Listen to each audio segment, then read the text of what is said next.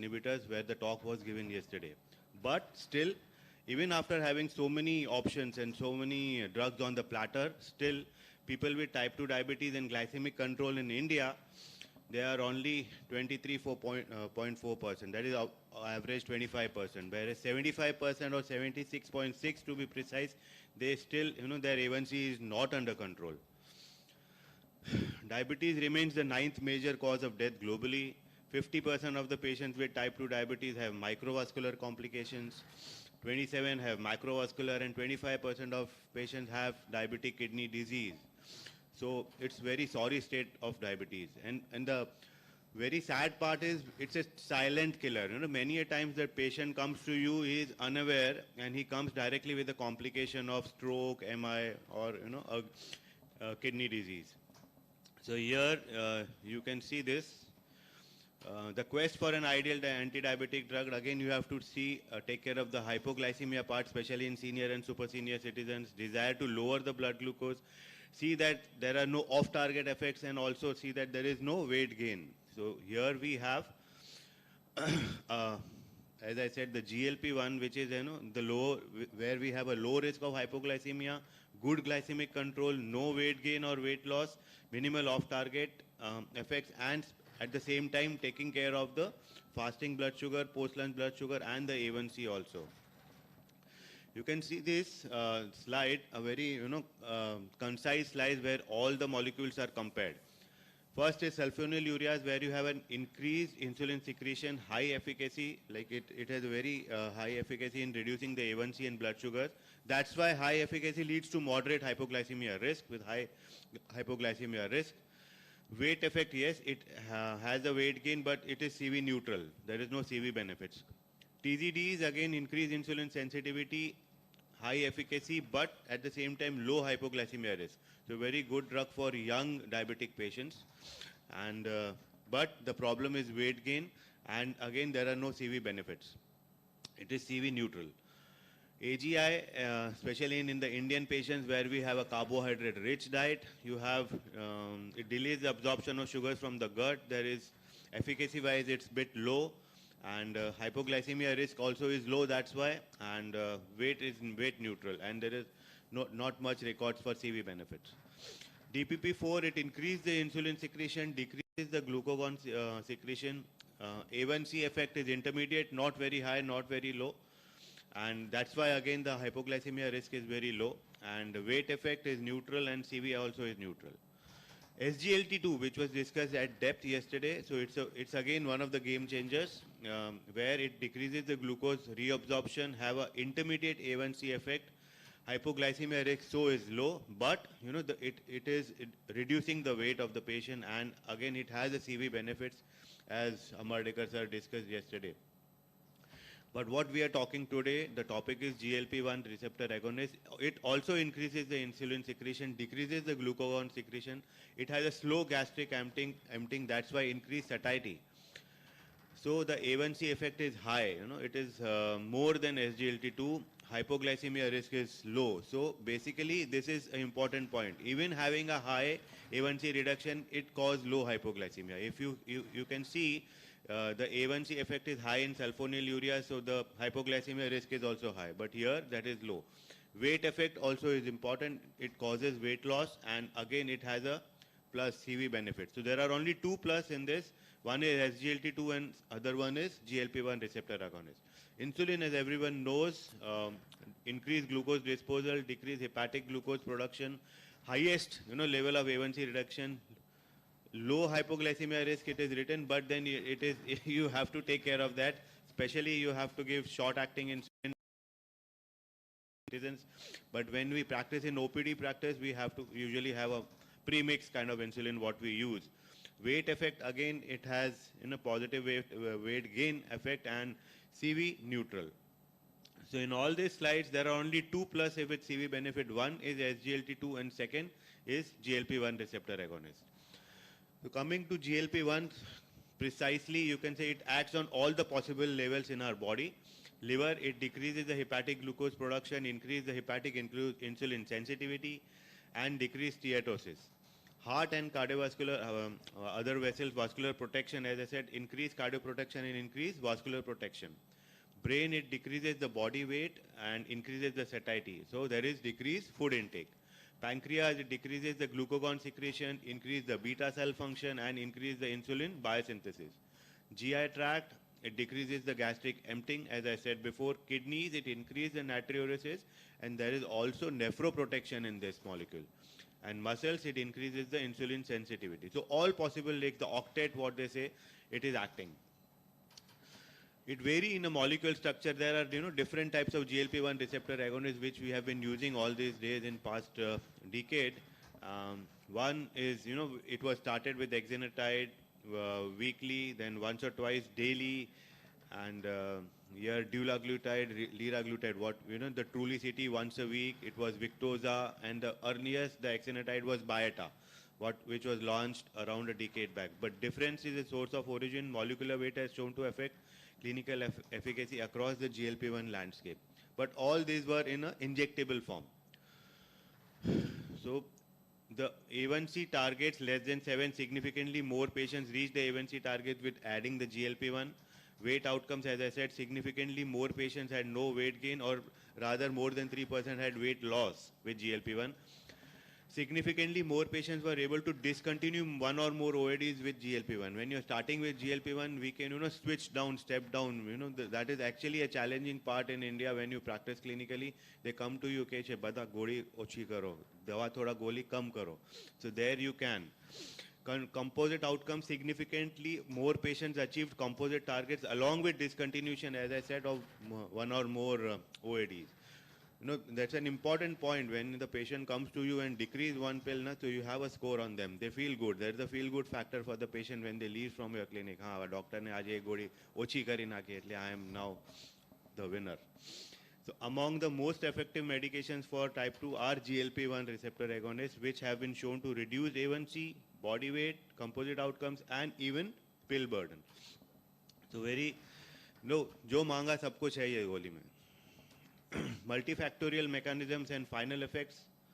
As I said, it acts on all possible ways. Now going to the next important point, the challenge.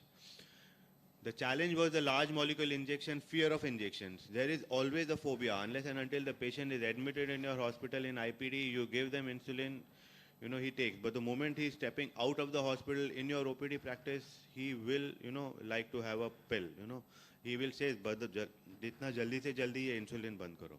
Only one exception is there, gestational diabetes, where we have seen the ladies taking religiously. आप उनको बोलो दिन में 6 बार insulin देना है तो देंगे, because they have that notion in their mind, or there is actually कि 9 महीने के बाद मेरा insulin बंद हो जाएगा, and definitely they have to take care of their baby. So the best diabetic patients are the gestational diabetes mothers. जो बोलो, जैसा बोलो, सुबह को उठो, इंसुलिन लो, हाँ लेंगे, दोपहर को लो, रात को लो, जितनी बार भी बोलो लेंगे. Because two things, एक तो मालूम है 9 महीने के बाद शायद बंद हो जाए, and again definitely the mother care for the baby. People with type 2 diabetes have a preference towards a daily oral rather than a weekly injection. Week में एक बार इंजेक्शन बोलोगे तो भी उनको वो माइंड में रहता है कि मेरे को इंजेक्शन डॉक्टर ने दिया है. Cost part apart, it was around 2,000 rupees. Trulicity was once a week, so महीने का 8,000 रुपया was a cost. But then still, those who are affording also, they still feel कि गोली रोज एक गोली रहेंगे तो भी it's better. So as I said, having too many injection is associated with poor adherence to treatment in patients. Even you all must be seeing in your clinical practice, the patients themselves decide, and there is a new trend nowadays going on कि ये दवा किसके लिए बाजू में लिख के दो. Then after a month or two, then they decide on themselves, और या उनका बाजू वाला उनको बोलेगा ये दवाई क्यों ले रहा है, इसका कोई जरूरत नहीं है तेरे को, अभी तेरा शुगर कंट्रोल हो गया है, तू खुद ही कम कर, डॉक्टर ने 3 दवाई 3 बार दिया है दिन में, तू 2 कर, 2 का 1 कर. So that is a patient preference. As I said, this is again an important point. Having too many injection is associated with poor adherence to treatment in patients. Patient preference, 26% wants to take injection and 74% don't want to take injection. The physicians, healthcare physicians, have 49% don't want to give, but 51% want to give. Out of 50-50. But the important point, what we are here together, the cardiologists. they rather have less preference. Patient से कम उनको देना है. Patients को 26% को ही सिर्फ लगता है कि नहीं लेना चाहिए, लेकिन 24% कार्डियोलॉजिस्ट को लगता है कि नहीं देना चाहिए, और 76% कार्डियोलॉजिस्ट, नहीं मैंने उल्टा बोल दिया शायद, तो 24% कार्डियोलॉजिस्ट को ही लगता है कि देना चाहिए. Rather majority of the cardiologist don't want to give the injections. So the cardiologist is rather more patient friendly than the physicians. So this slide shows that, taking care of the patients. So what do patients prefer? As I said, initial days we had vial and syringe. Then we have nowadays with tailored engineered pens, the smart pens, what they carry in their pocket. And now the final outcome is the pill, the oral tablet form, which most of the patients want.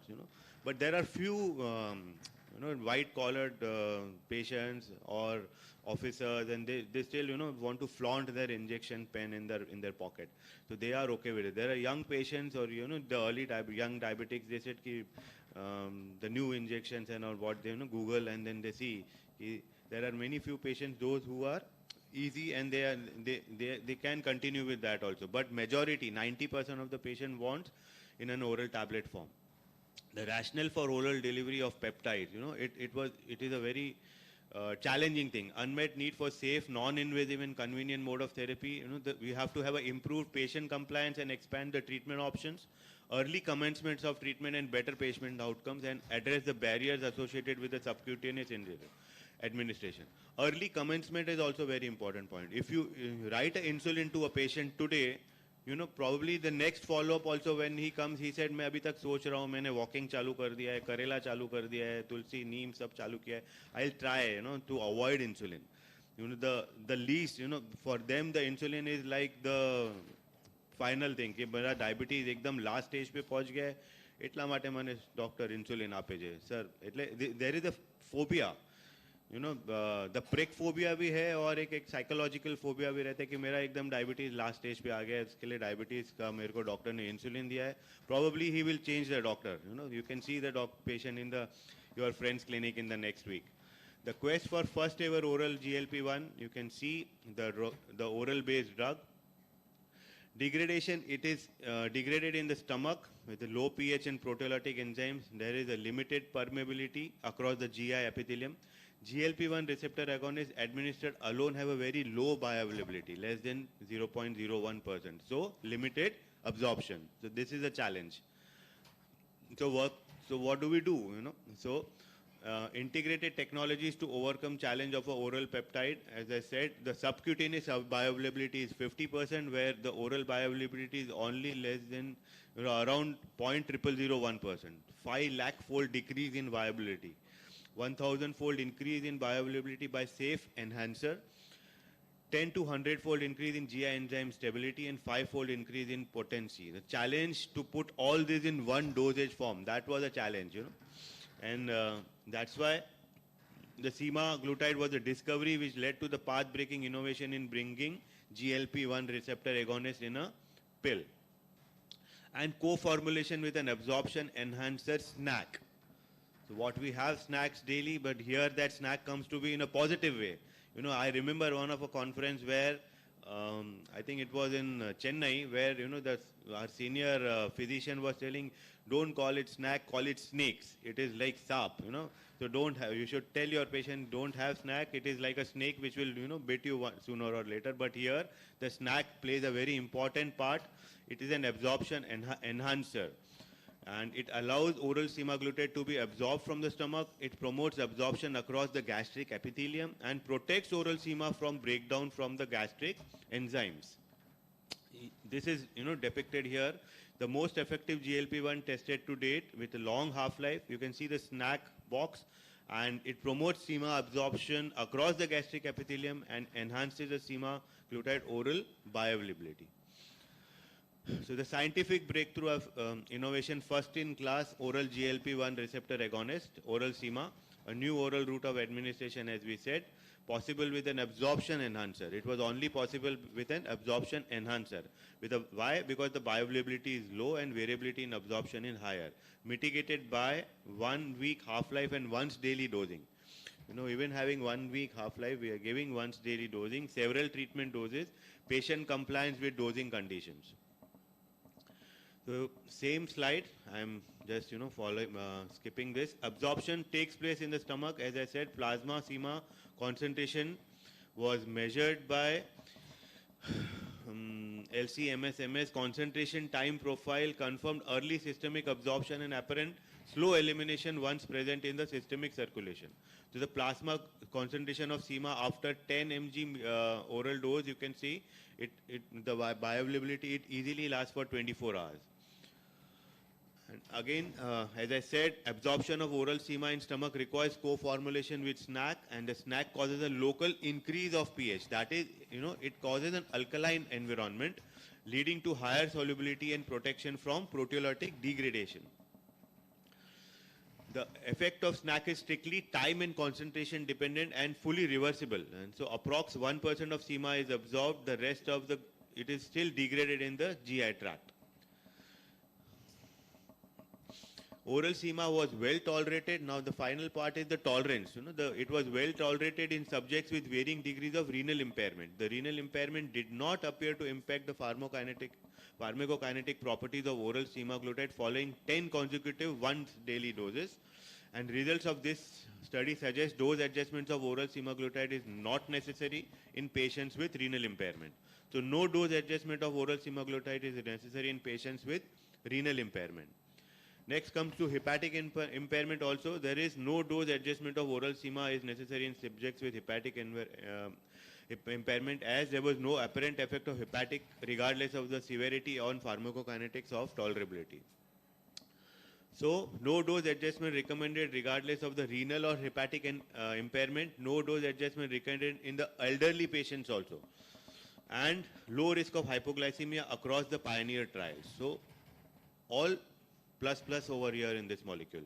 There is even in the CKD patients, even in the hepatic patients, and again in the elderly or super senior patients for the risk of hypoglycemia. This is a safe molecule, and as I said, there is very low risk of hypoglycemia which was depicted in the Pioneer trial. The Pioneer program dosing rationally and instruction, it was based on phase 2 clinical trial results. 3 once daily dose levels were expected to have optimal benefit risk. So you have to start with 3 milligram, and then after 2 or 4 weeks you can step up to 7 milligram, and then finally at 14 milligram. Oral sema was initiated with the lowest dose and 4-week dose escalation to reduce the risk of GI adverse events. Important point, when you prescribe this molecule, you have to counsel the patient to take it on an empty stomach. The first thing they get up in the morning, they have to take this. Take with a sip of water around 100 ml or 120 ml, and wait at least for 30 minutes, half an hour, before eating, drinking or taking any other oral medications. Most of the time there is a confusion between the thyroid medicine. Patient पूछता है कि thyroid ni pill क्या लेवानी. So you have to have a gap of half an hour. Oral sema dosing instructions designed to optimize absorption and be convenient for patients. So this is, while counseling or while prescribing the patients, you have to, give these important 3 points: to take it on an empty stomach first thing in the morning, take with a sip of water, and like around 100 to 120 ml, and wait for 30 minutes before eating, drinking or taking any other oral medications. Same thing is in this slide. Food intake prior dosing, increase water volume, and decrease post-dosing fast time will affect the efficacy of the molecule. So these 3 things are very, very important. Factors decreasing the sema exposure: food intake prior dosing. You have to have it on an empty stomach. Increase water volume. Even if you take more water, if it is like the designed 100 to 120 ml, if you have 200 ml of water or 300 ml, it will decrease the absorption and decrease post-dosing fasting time. So for 30 minutes, you have to fast after you take this pill. So practical approach to managing nausea. The GLP-1 receptor agonist, one of the major adverse effects was nausea and vomiting and the GI side effects. So 80 to 90% of the patients of subjects tolerated this treatment with oral sema and did not experience any nausea, but still discontinuation of oral sema was uncommon, mostly occurred during the initial dose escalation from 3 to 7. That initial dose escalation, many of the patients, discontinued the tablets, discontinued the medicine. So if needed, you can pause the treatment until the adverse events are resolved. You can ask the patient, ठीक है अपन रुकते हैं थोड़ा time, थोड़ा ठीक हो जाओ, बाद में वापस से अपन start करके देखते हैं. Encourage to resume once the adverse events have ceased. You have to really give time to the patients, counsel the patients, or you can keep a counselor or a patient educator or diabetes educator, as Kishore Bhai Gajera there in Junagadh has a very big clinic, and he has a properly systematic clinic over there. So you can keep diabetes or a patient educator to spend time and then explain all this. And after 3 weeks pause, you can re-escalate from the lower dose. So if the patient is comfortable on 7 and from 7 to 14 when you are shifting is having a problem, then you can shift down again to 7 or to 3 milligram and then see if he is comfortable. Patient-focused management strategies could help patients persist to oral SEMA. So this is patient-focused management. That is, you have to focus on the counseling part of the patient. Practical approach in managing nausea, as I said, make the patient aware, you have to counsel, suggest mitigating measures such as diet modification also at the same time, and patients should seek medical advice for severe or persistent symptoms. Many times the patient drop the medications on his own and then they don't, come for a regular follow-up also, and then you don't have a desired effect. So to summarize, peptides are challenging compounds and require engineering to optimize their in vivo performance, which the scientists and the researchers have done very well. Peptide analogs can be designed to offer improved stability and prolonged half-life, while a formulation approach can facilitate improved absorption. Absorption of oral SEMA takes place in the stomach and requires co-formulation with a snack. So without a snack, this would not have been possible. Mechanism of absorption is shown to be compound specific, transcellular, and without any evidence of effect on the tight junctions.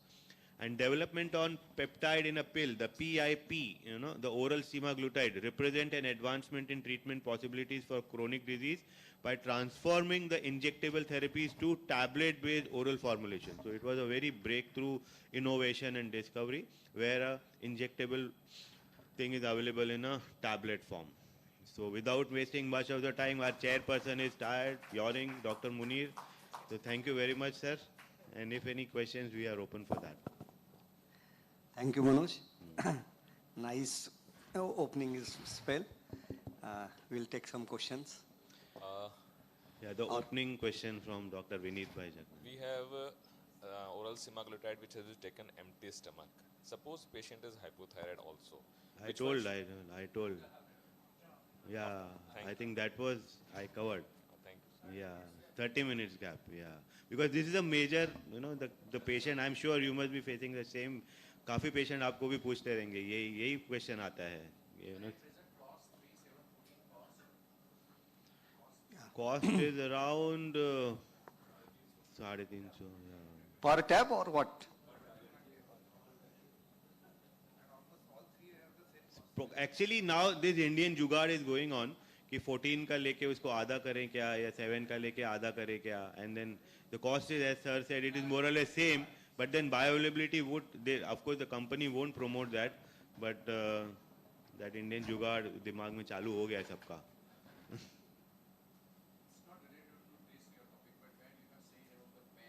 Yeah.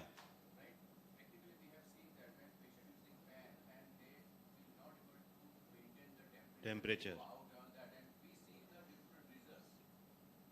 Yeah.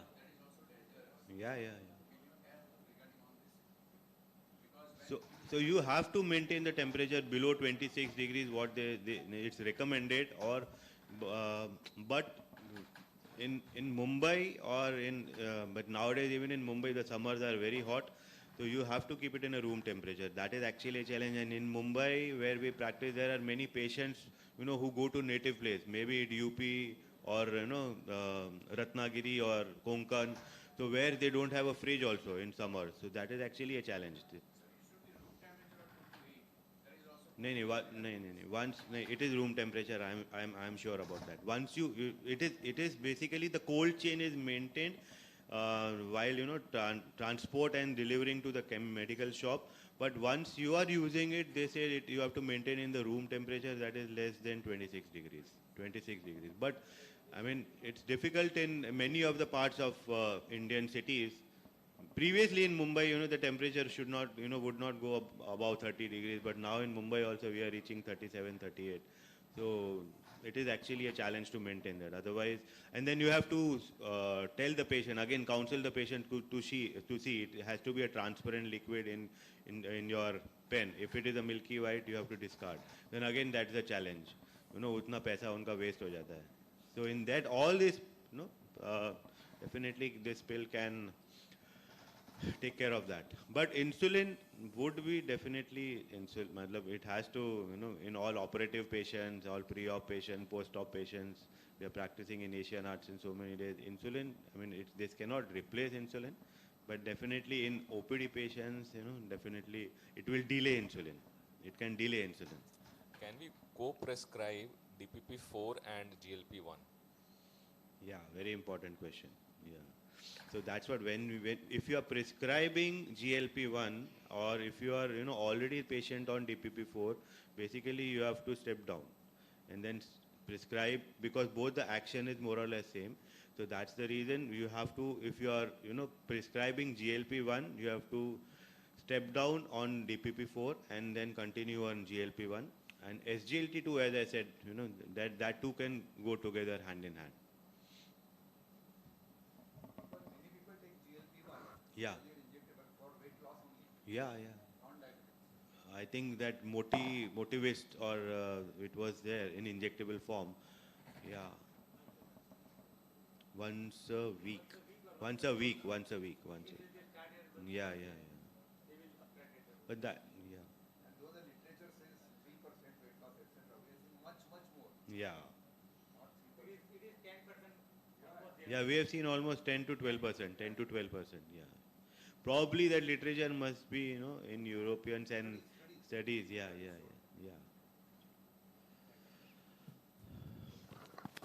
I think then we'll go to the next talk. Thank you very much. Yeah. Thank you, Dr. Manoj. Now I would like to call upon stage Dr. Munir to felicitate Dr. Manoj.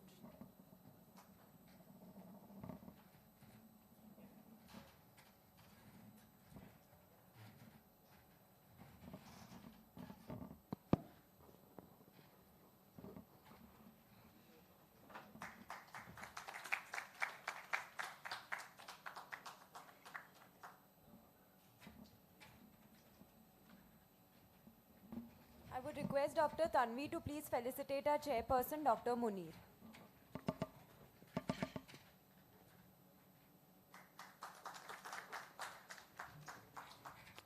Thank you, all the chairperson speakers. Now, next is the ISCC oration, and for that I invite President Dr. Sagar C. Solanki, State President Dr. Vismay Parmar, and Dr. Vinay Jagnani on the stage. Today we have the ISCC oration is taken by Dr. Hitanshu Panchal. As we all know, ISCC was established in 2008, and in the row, this is the 11th national conference. ISCC is organizing conference every yearly, and well managed organization across the country.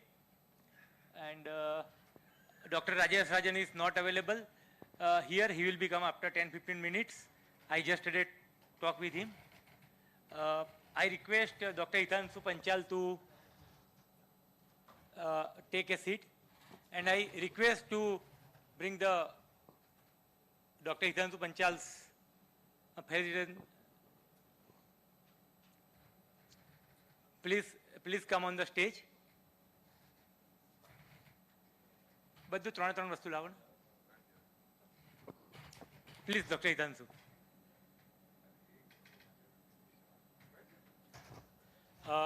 I request our president to felicitate Dr. Hitanshu with the cap, traditional cap. I request our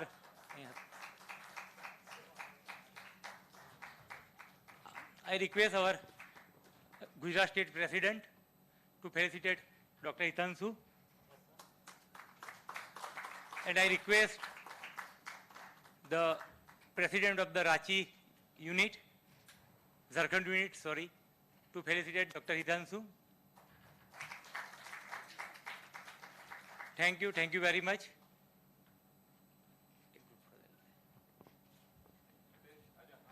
Hitesh bhai, aajo.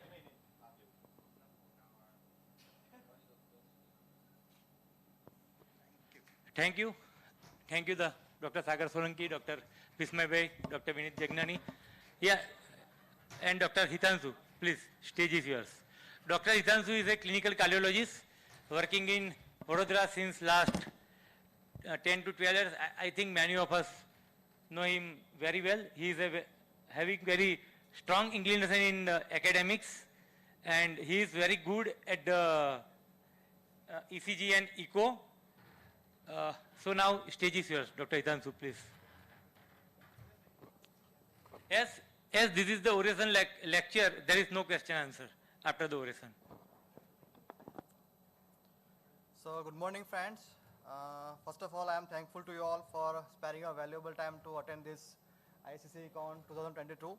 And thank you so much, Pragnesh bhai, for your kind introduction.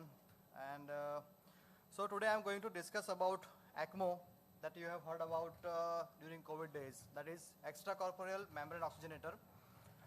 So it is being used in cardiac failure as well as respiratory failure, but being cardiology conference, I'll focus more on VA ECMO, that is cardiac perspective. So the objective behind this topic is to make our medical fraternity aware about use of ECMO in a patient with end-stage respiratory disease, end-stage cardiac disease, like indication, contraindication of ECMO, pros and cons of ECMO, care while selecting patient to be taken care of, anticoagulation. So this factor I'll try my best to cover superficially because it is a huge topic to discuss and one day is literally very less time to go in detail. So I'll try my best to cover required information in short. So with the more careful patient selection, greater experience in the implementation and innovative therapies for LV decompression, we can expect significant improvement in outcomes for cardiogenic shock and cardiac arrest, especially when all medical therapies for the management of heart failure fails, ECMO comes in role. So ECMO stands for extracorporeal membrane oxygenator. It is an external artificial circulation in which deoxygenated blood from patient enter into gas exchange device, that is oxygenator, where blood gets enriched with oxygen and it has carbon dioxide removed. This oxygenated blood comes back to patient circulation. So as name suggests, that is oxygenator, but main function of ECMO is to remove carbon dioxide from patient blood. So ultimately by removing circulating CO2 from patient blood, it improves oxygenation by providing oxygen through oxygenated device. First successful ECMO in adult was performed in 1971 and in neonatal ECMO first performed in 1975. Now the main thing, without him you cannot achieve your goal. So ECMO is like not one doctor or two doctor job. It requires entire team in form of ECMO doctor, that is intensivist, pulmonologist or cardiologist, cardiothoracic surgeon for implementation or for cannulation. There are two approaches for cannulation. One is peripheral and other one is central. Cardiothoracic surgeon comes into role whenever there is requirement for central cannulation, like putting access cannula or return cannula in aorta. Then the perfusionist who plays pivotal role in the management of ECMO, like maintaining coagulation, maintaining tubing patency.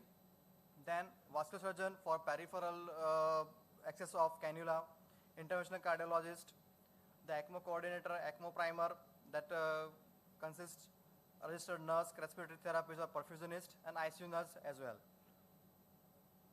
So here we are going to discuss about VA ECMO. There are actually two types of ECMO.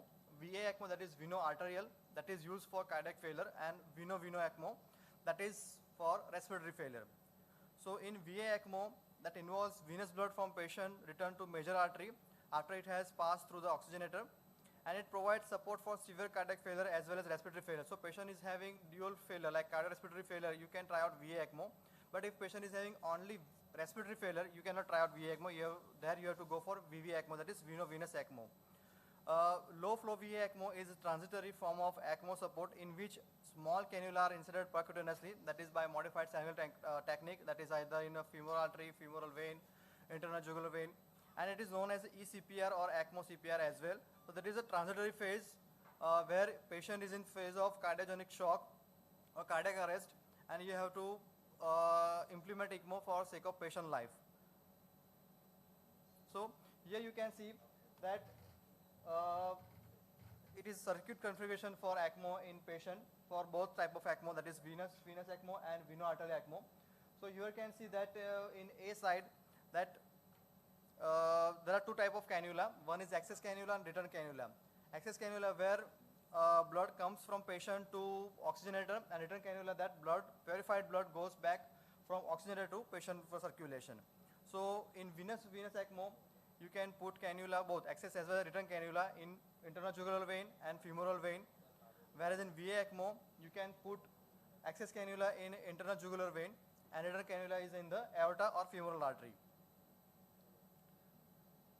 So this is the whole circuit of ECMO where there is access cannula from RA, blood goes to pump that pushes blood into oxygenator. After getting oxygenation and removal of CO2, blood goes to oxygen blender, this heat exchanger, and from heat exchanger it goes back to patient circulation through either femoral artery or aorta. So these are the main component of ECMO, which consists of centrifugal pump. There are two types of pump, centrifugal pump and rotaflow with their own pros and cons. Pump console, which shows you the rotation per minute, and main device, that is oxygenator, that hexagonal, square form, which is oxygenator, and the line used there saying that is post-membrane measurement of temperature to access IV blood, to access blood for pH monitoring. So there are certain cannulas, certain access point after oxygenator to access the blood of patient.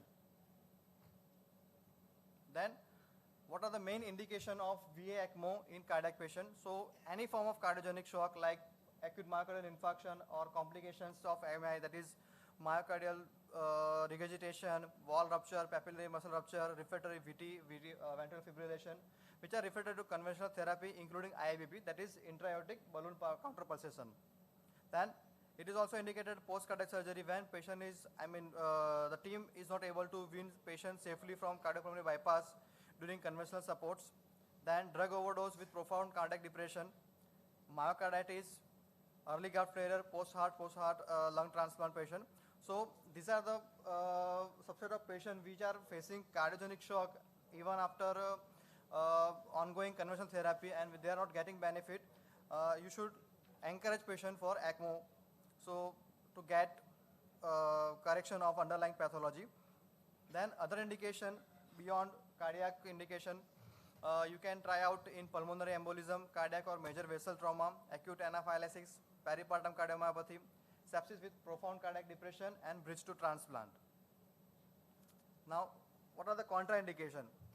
There are mainly 4 contraindications which you have to keep in mind before deciding ECMO initiation. That is, bedridden or patient has been diagnosed with end-stage malignancy, then end-stage inoperable irreversible disease in form of malignancy or end organ damage, then prolonged ventilation requirement, where patient initial ventilation requirement of more than 30 centimeter of water, and high FiO2 requirement from the beginning, that is more than 80% for more than 7 days, where you cannot initiate ECMO, and patient is having limited vascular access, you cannot try out ECMO as well. Now, what are the advantages of ECMO? So it gives full cardiopulmonary support. So even if patient is on VA ECMO, patient's heart and lungs are getting adequate time for rest. There is no mixing of arterial and venous blood, similar to our native heart. Good oxygenation at low ECMO flow, where in those patients who are at cardiac failure, respiratory failure, we have to initiate oxygen supply at higher rate from the beginning. But here you can start with the low ECMO flow. It allows total lung rest as well as cardiac rest, and there is no recirculation, which is the common phase in VV ECMO. What happens in recirculation? Whenever there is, like I'll like to show you in one of the slides. Like you can, the cursor is not moving, right?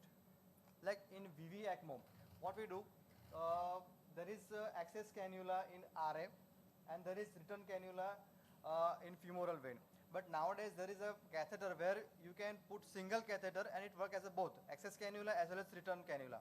So the return blood which has to go inside RV from RA.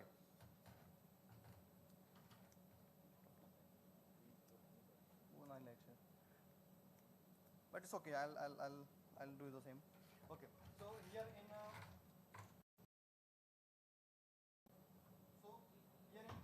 VV ECMO, what happens? There is access cannula which takes blood from the patient heart, goes to oxygenator and comes back to patient circulation. But there are certain catheters which are available in market nowadays where you have to put single catheter only, like that we use like DLC kind of, where it acts as a both access cannula as well as return cannula. So when there is a return of blood, instead of going from RL to RV, it goes back to access cannula. So there is no benefit of ECMO at all. So it keeps going on again and again, but not getting back to RA, RV, pulmonary circulation, and back to left side. So this is the case with the VV ECMO. This is the drawback of VV ECMO, but it is not the case with the VA ECMO.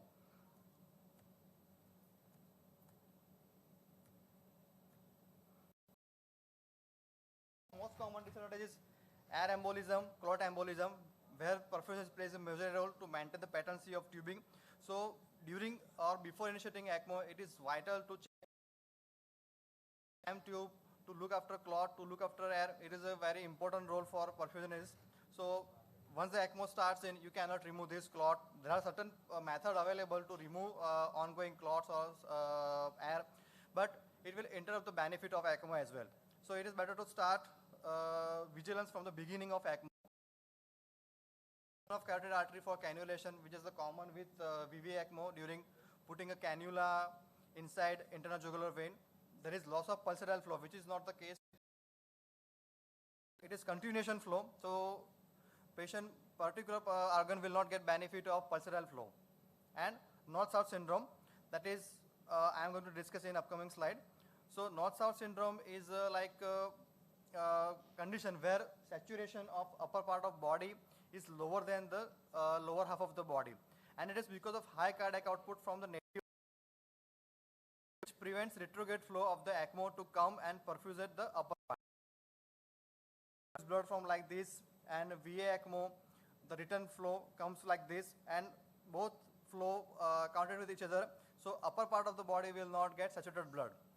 So because of that, upper half of body receives blood from native circulation, which is less oxygenated because of compromised lung and risk setting of the ventilation. But there is a solution for the same phenomena, where you have to increase the ECMO flow. Higher the flow of ECMO, lesser the chances of north-south syndrome, which is also called as a Harlequin syndrome.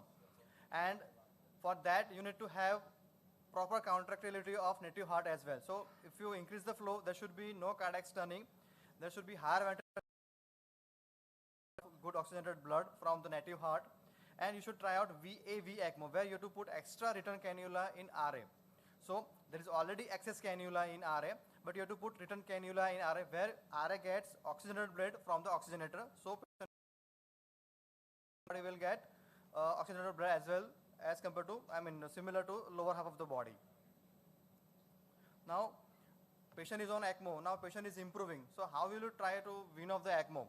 It is similar to kind of like we do intubation. Now it is time to extubate, but how we'll decide to concept is applicable to ECMO as well, where there are multiple factors you have to take care of, like cardiac in form of heart rate more than 120 should be there. Systolic blood pressure should be 90, but we focus more on mean arterial pressure, where it should be more than 70 millimeter mercury. That means adequate contractility, adequate cardiac output is there. CVP should be less than 12. That means no fluid overload should be there. There should be adequate urine output, like 0.5 ml per kg per hour. There should be good tissue perfusion, as revealed by blood lactate level, which should be less than 3 mol per liter. And there is improved oxygen saturation of venous blood as well by more than 65%, and 2D echo.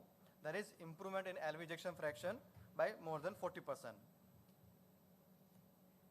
Now, respiratory point of view, you have to look after chest X-ray as well, where there is improved chest X-ray, like there is a decrease in radiation. Then there is input lung compliance as measured on ventilator setting, and ABG in our favor, like normal PaO2 that is more than 60 mm of mercury, PaCO2 less than 50 mm of mercury, and pH should be more than 7.35. So when you find out all parameter fulfill, you can start ECMO wean off. Now, what is the role of echocardiography in ECMO? Whenever the patient is on ECMO, the indication remains same as routine guidelines, as routine indication, like to evaluate LV ejection fraction, to determine chamber size, to evaluate valvular function, to look for pericardial effusion or tamponade, to locate the position of access cannula in RA, and to determine the size and collapsibility of IVC. So there are main 5 cardinal points for consideration of ECMO in cardiac failure patient or cardiogenic shock patient. First is patient selection. As I told you, there are certain indications, certain contraindications. After patient selection, you should go for cannulation strategy. Like if patient is having good peripheral access, then you should go for peripheral access. Otherwise, central access is there, where cardiac surgeon comes into play. Then LV distension, venting surgery. Because what happens in VA ECMO, though there is circulation going on in artificial machine, there is some circulation going inside a native heart as well. And there is a continuous flow, there is no pulsatile flow. So what happens, there is an accumulation of blood over a period of time in LV. So ultimately, instead of giving rest to LV, there is stretching of LV, dilatation of LV, and patient ultimately not getting benefit of ECMO. So there is a certain strategy for LV distension, venting strategy. Most of the time in LV venting surgery strategy, we do heterogenic atrial balloon septostomy, where we create artificial or heterogenic hole in intra-atrial septum. So ultimately, over-accumulated blood will get flow across the IS to RA-RV, which is causing decrease in the size of LV. So there should be backup of LV distension venting strategy to give maximum benefit of ECMO. Peripheral embolism, peripheral ischemia as well, because after putting this cannula, which are a very big size compared to routine our IVC cannula or angiography, angioplastic cannula, which are bigger in size. So we have to take care of distal limb perfusion strategy, where like patient is having return cannula or access cannula, return cannula in femoral artery. Now the pointing of flow from return cannula is upward. So now lower half of the body or a portion of the body below the femoral cannula is not getting adequate blood, so it is prone to get ischemia. So you have to put another cannula from the same line to peripheral artery, but in downward direction. So downward portion of the leg will get same flow as return cannula. Then exit strategy, that is weaning strategy that we have discussed before. So once the patient meet all criteria, not like particular criteria, but all criteria from cardiology perspective, from respiratory perspective, then you should start weaning of ECMO by reducing the flow of ECMO, by reducing the anticoagulation doses. And once the patient is comfortable with, say, minimum support of ECMO, say less than 10% of ECMO support and more than 90% support from patient native heart, patient native lung, then you can remove ECMO safely from patient side. There are no strict guidelines available till date, because since COVID, there are only data available, but there are no firm studies, firm guidelines that you should initiate ECMO in that particular patient, you should not initiate ECMO if these criteria are not fulfilling. So I would like to present 2 cases. Like first, extracorporeal mammary oxygenator was respiratory failure in newborn. Though it was tried out in adult in 1971, but the main indication in initial years was for respiratory failure management in newborn. But at that time, less frequently it was used for cardiac support. But the team has reported role of ECMO on a 4-month-old baby who suddenly fell ill with acute viral myocarditis and heart failure. After the failure of conventional management and resuscitation due to asystolic, veno-arterial ECMO was installed for a total time of 4 days. Under ECMO, there was complete recovery of left ventricular function, and infant was discharged 1 month after admission to the hospital. So ECMO therapy should not only be considered in children with respiratory failure, but also those with potentially reversible cardiac failure, whether it is in adult or children. And second case, that is veno-arterial ECMO in severe acute right ventricular failure with pulmonary obstructive hemodynamic pattern. So ECMO is an effective rescue method for severe respiratory as well as cardiac failure. Right ventricular failure with cardiogenic shock is a critical condition with generally poor prognosis because it is majority of the time it is not responsive to conventional therapy. So unless you have act wisely and vigilantly by selecting patient, you can survive the patient, you can rescue the patient by initiating ECMO on time. So the team has reported on their initial experience with ECMO support in severe RV failure with cardiogenic shock caused by an obstructive hemodynamic pattern. 4 patients with cardiogenic shock due to severe RV failure related to pulmonary arterial hypertension, congenital heart disease with Eisenmenger syndrome, and massive pulmonary embolism were supported with emergency veno-arterial ECMO. ECMO circuit was instituted using peripheral cannulation in all subjects.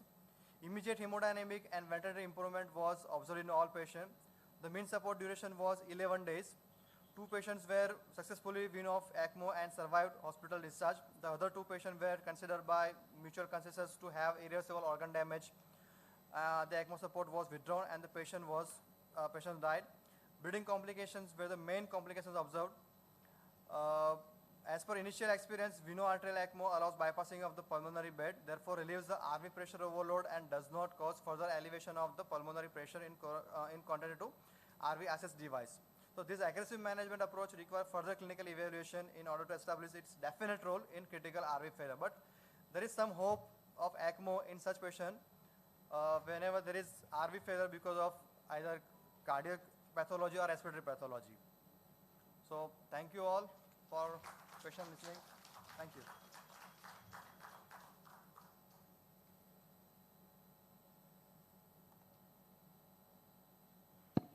Thank you.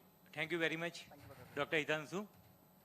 Now, next, we will move to the presidential oration, and we have a privilege to have a Dr. Sagar Solanki with us, and I request to come with the presentation cap and everything. For them, same I request Dr. Avinash Wankhade, Dr. Vismay Parmar, and Dr. Soeb to come on the stage.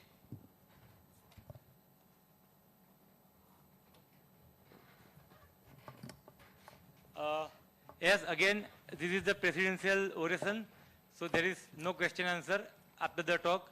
I know.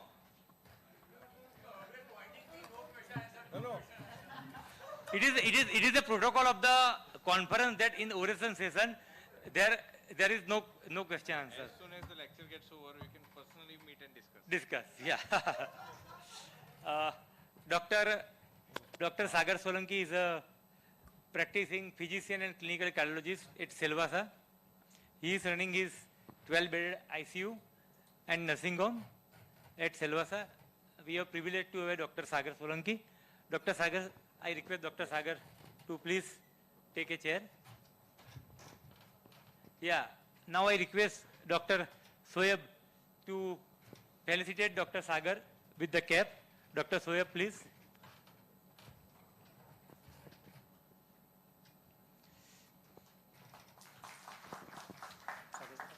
Now I request Dr. Avinash to felicitate Dr. Sagar Solanki. Now I request Dr. Vismay to felicitate Dr. Sagar Solanki. And now I request something is offbeat, but now I request Sagar wife, Kritika, to felicitate Sagar.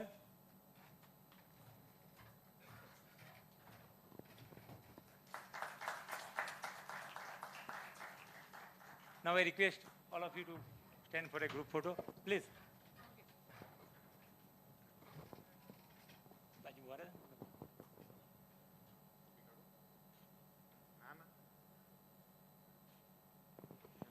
Thank you very much.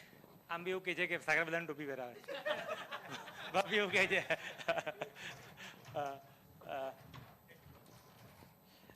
and I request President sir to finish his talk at 10:20 because Dr. Vijay Raghavan sir will with us online for his talk.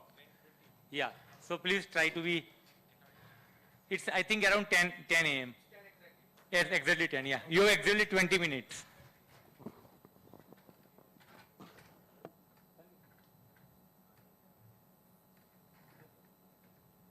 Good morning.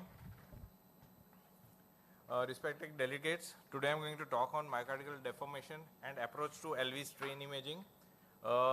This is a very vast topic. Every application itself is a lecture, but we are going to go very fast through it.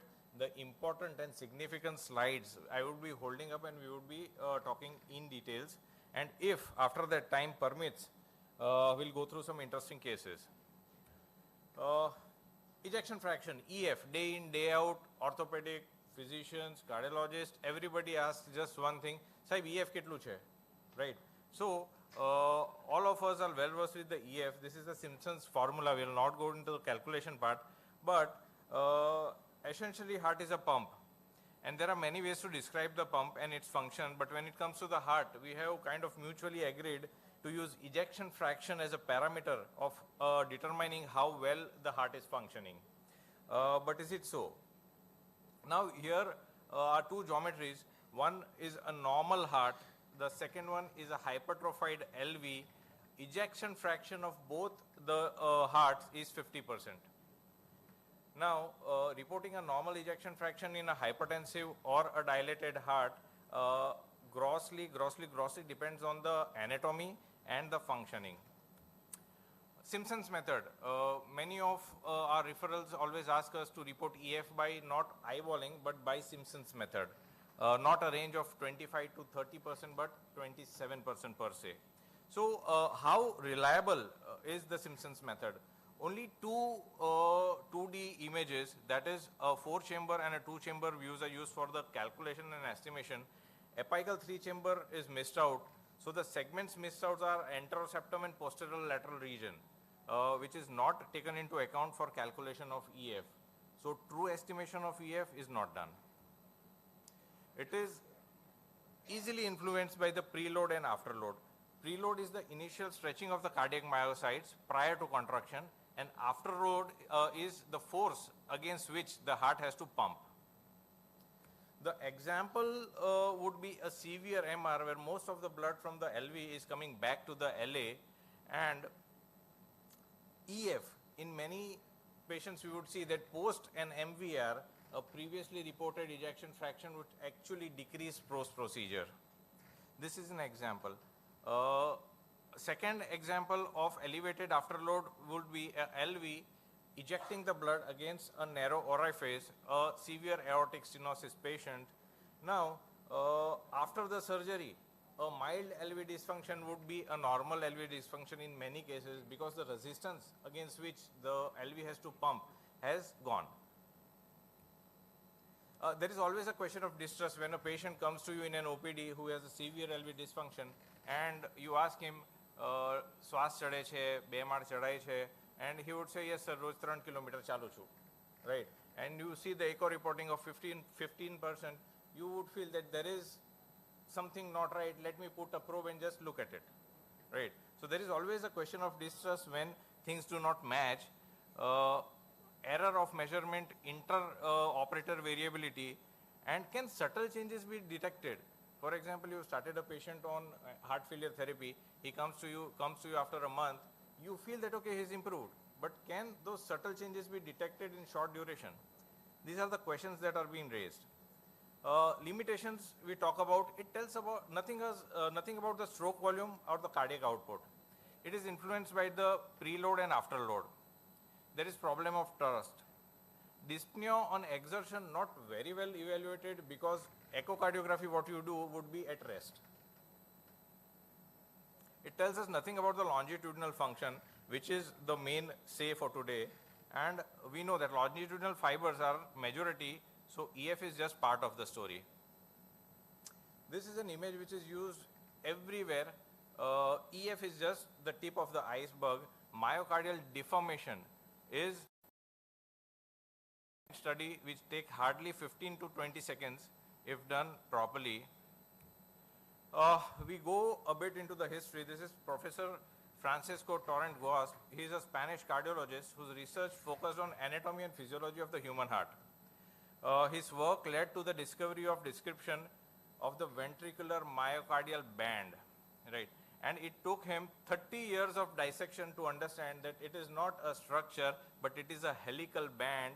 So the segments that we see, basal inferior septum,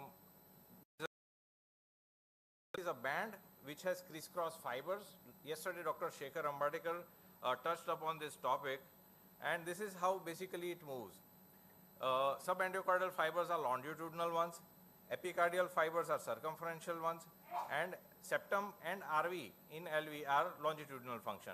Now, LV is churning, twist and turn, like Dr. Shekhar Ambadekar said yesterday, that it is like this motion when you try to dry out your cloth.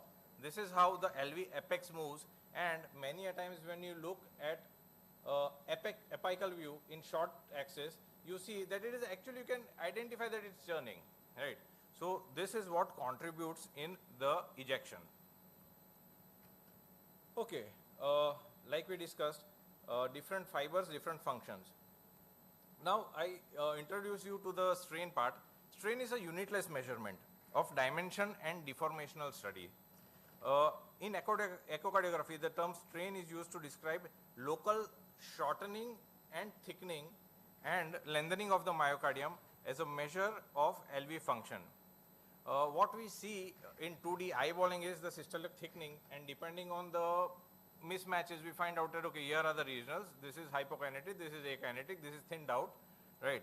This gives us even more robust data. This is the calculation part, but the machine does it for you automatically. We need not calculate anything. These are the, again showing that this is the longitudinal function which are more contributory and the earliest one to get affected in LV dysfunction. Circumferential and radial strain would be affected more over cardiomyopathies.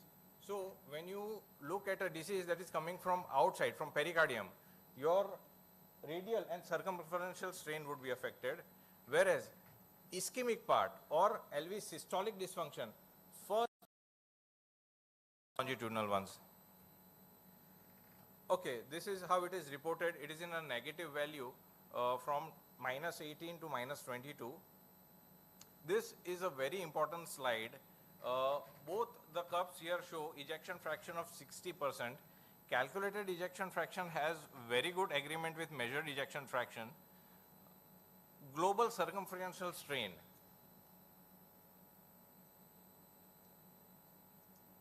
So if you can appreciate the sizes of it, the first is a normal patient with no regionals, a normal LV and a ejection fraction of 60%. The second one is reduced longitudinal strain and a slightly increased circumferential strain, meaning significant reduction in longitudinal strain can be easily compensated by a little increase in circumferential strain.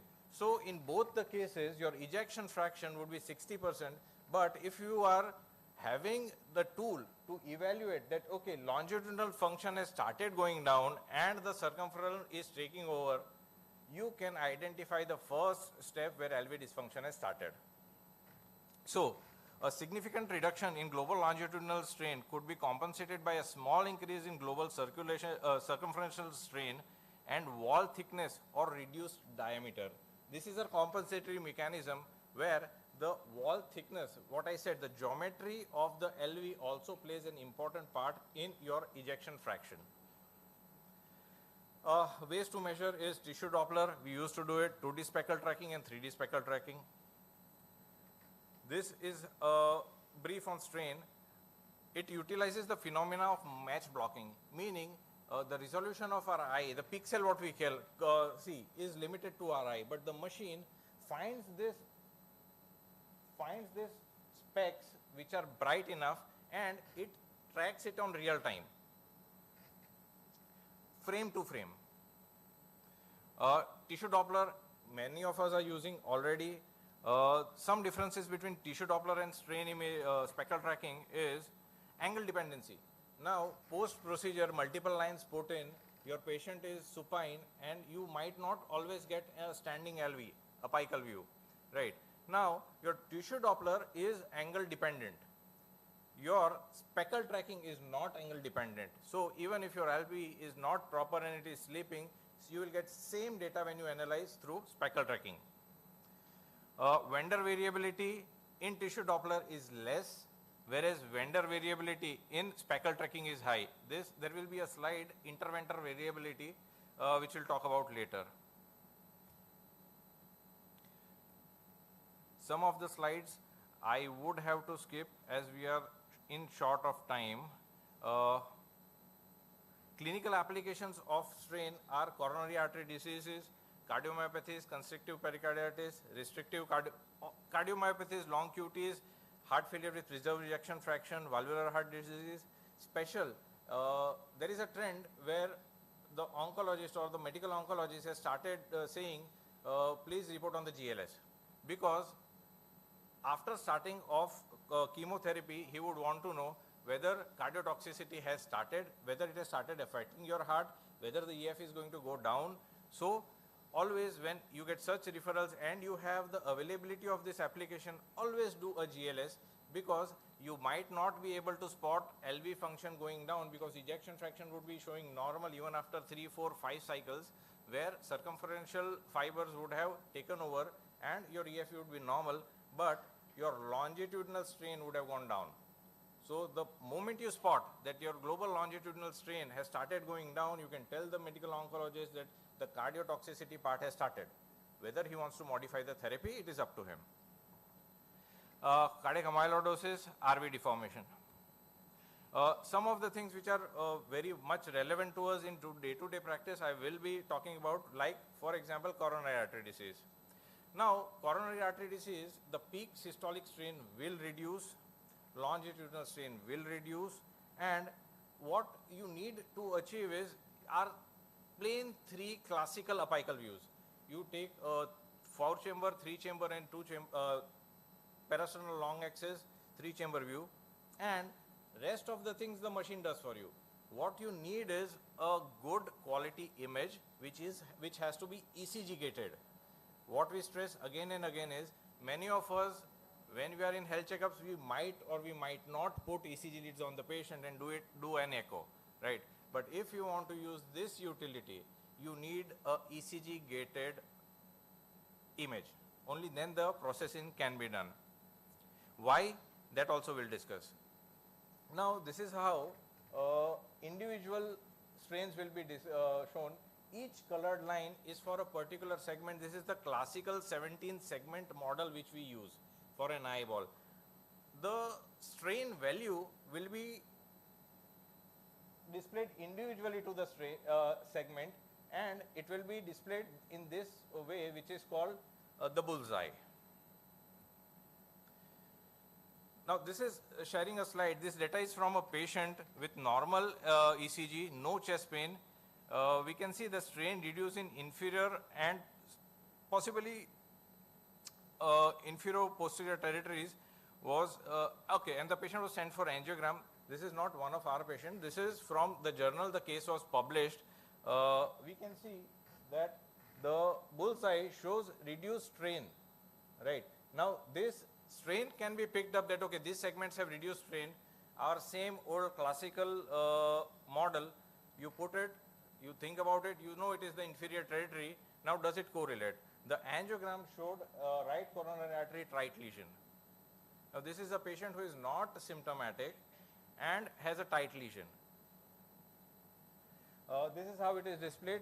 The good areas, what I said is, it is inter-vendor variable, but for GE I speak that -18 to -22, there are different ranges for different machine and software providers, but as a range, 18 to 22 is considered normal.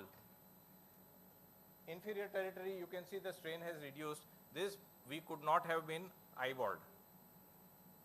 Especially inferior territory, basal and mid inferior septum, basal inferior wall, many a times you feel there is some hypokinesia there.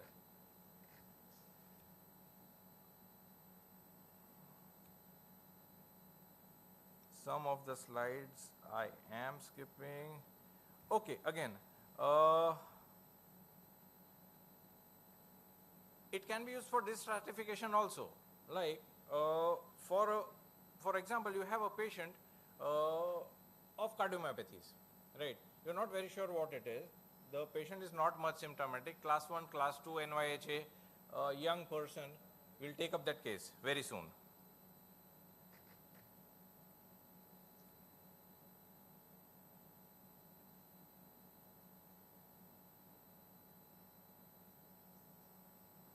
This is what I was talking about, cardiotoxicity during chemotherapy.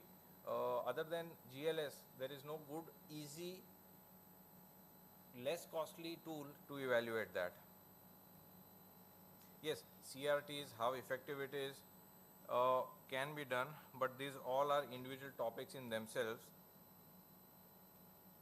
I am near, this is how the circumferential and radial strain is done. As of now, there is no active machine which does it on the spot. You have to transfer the images to a separate PC and you have to do post-processing for that. Longitudinal strain, you can do it on your PC at your place. You can do LS strain, amyloidosis, RV dysfunction, twist. All these are individual applications and lecture in themselves. Now, we talked about interventor variability. Now, these are different providers and the ranges that they ascertain. But as a normal consensus, it is 18 to 22%. So, we will take up some cases, but take-home message would be echo strain imaging, global longitudinal strain has emerged as an important measure of cardiac function additive to EF. It is additive to EF. None of them are superior standard. It's not that now you have a GLS and you do GLS, you echo EF is not to be looked at. It is additive to EF. Monitoring of cardiotoxicity and chemotherapy has become increasingly important, extremely helpful in detecting subtle changes. Again, inter-operator variability would reduce. If there are 3 people who can acquire good quality images, if not you, your colleague, if not your colleague, your assistant, whosoever, if a good ECG gated image is acquired, you can do post-processing multiple of times and get your data. Most importantly, ECG gated I have said about, normal values of different vendors and software is different. So whenever you do this and if you report it, I would always advise that you mention what machine or what software has been used to process the algorithms. With Dr. Pragnesh's permission, can we take 1 or 2 cases? 4 minutes, okay. This is a 39 years old male, asymptomatic, no habits, BMI of 24, normotensive, not a known case of any chronic disease. Respiratory, cardiovascular, physical examination did not turn out positive. There was accidental detection of ECG changes during pre-employment checkup. This is what the ECG showed us. Now, this is the time when I bought this machine and I had GLS. So I was very keen to do GLS for each and every patient, right? I had to be very thorough with it. I had to know that, okay, I used to do GLS for each and every patient, be it health checkup, be it referral patient, be it my ICU patient, I would do GLS for everyone, right? So, these are our standard views. I don't know how good the images are good. Okay, so we come back to the ECG. What do we make out of this ECG?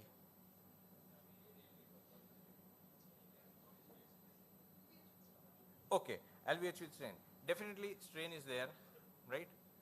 Now, we look at the images and we come to our favorite symptoms, 4-chamber and 2-chamber. What do you think the EF is? Okay. So, on an average, a normal EF. Okay. Now, this is what Simpson method gives, right? Now, with hypertrophy, there has to be some LV dysfunction there. So, reporting of EF in this case would be over-reporting. For same patient, we did speckle tracking. Now, it is very easy to see. There are many graphs and all, but it is very easy to see when you look at the bullseye, right? What do we see on the bullseye? Severe LVH is okay, but Something specific on the bullseye? See, if we look at the strain values, what you would see is the basal and mid segments, you have reduced strain. Just look at the values. This is our classical 17 segment representation of the LV segments. The top is very red. This is how the total GLS is reported. It is minus 10.1. So you know that looking at the patient, you would think that this is normal LV function. This is 70%, 50%, 45%, whatever. Simpson tells us 47%. But the global longitudinal strain has grossly decreased. There is just apical sparing. Rest of the strain is down. Now, would you assure this patient that no, you are fine? You can go for a marathon. You can do your routine job. Tane kai nathi thiyu, maja kar. Eco taro normal che. You would not, because you know this is cherry on top. Gadolinium, other tests not done, but might be amyloidosis, not very sure. But yes, it surely raises a suspicion, and doesn't matter if you do not get to that diagnosis. Why? Because you know that this patient can be downhill very soon. Coming 5 years would be difficult for this patient. So at least counseling in that OPD, or just saying, I think you need a specialist review, the patient will remember you.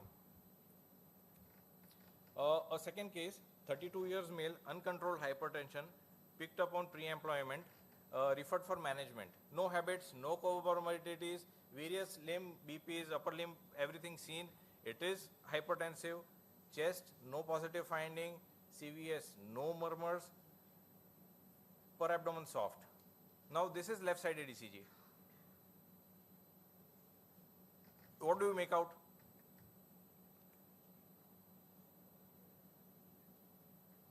There is some strain there. There is some strain there. Okay. Now, this is right-sided ECG.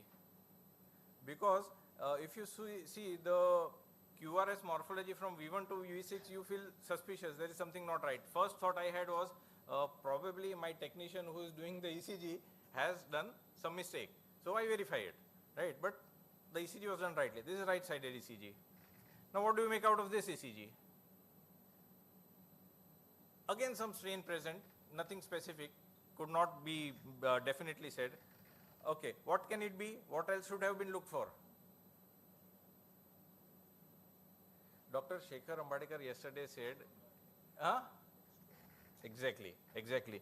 Now, Dr. Shekhar Ambadekar sir, your clinical instinct is supreme yesterday, right? Now, when you are not sure what's happening, what do you use your stethoscope? Because the patient comes and gets the ECG done straight away. Then the patient enters your OPD. So, once you have an ECG in hand, you are very much advanced. Why? Because the physical examination, everything you missed. Pressure is recorded outside.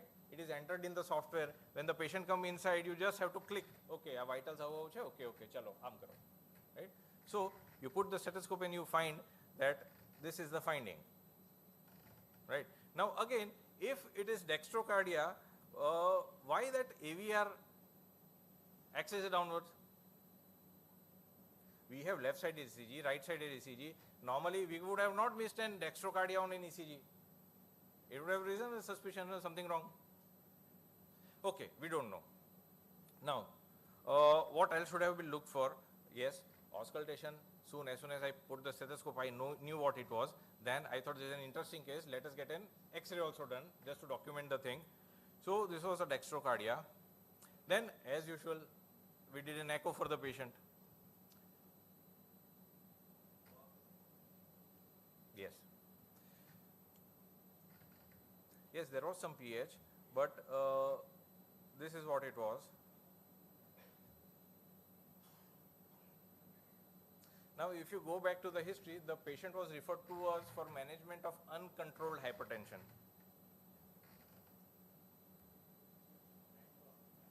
Yes. So, this is cocked. We got a CT to confirm the thing because it was an interesting case. The classification is depending on the location of the cork in relation to ductus arteriosus. Now, to summarize this, adult postductal coarctation with dextrocardia with collateral pathway, that has no sign of dextrocardia on ECG, because that we believe we would never miss a dextrocardia on ECG, but it was not there. take-home message, important take-home message would be not all non-responders to disease-modifying agents. He was on multiple hypertensive medicines, but the BP did not come down, then he was referred. Right, so not all non-responders to disease-modifying agents are resistant hypertension. 2 minutes more or we finish? Okay, we finish. No, one last slide I have to show.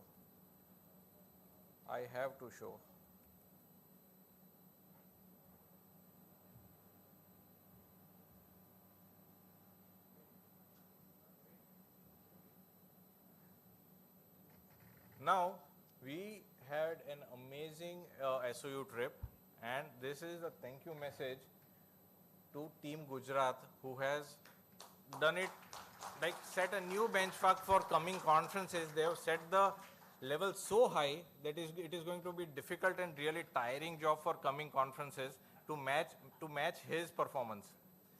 Be it personal hospitality, be it suites, be it arrangements, he has done it amazingly good. Amazingly good. Taro photo hoto ne? Thank you. Thank you very much. And we can always discuss once I'm down.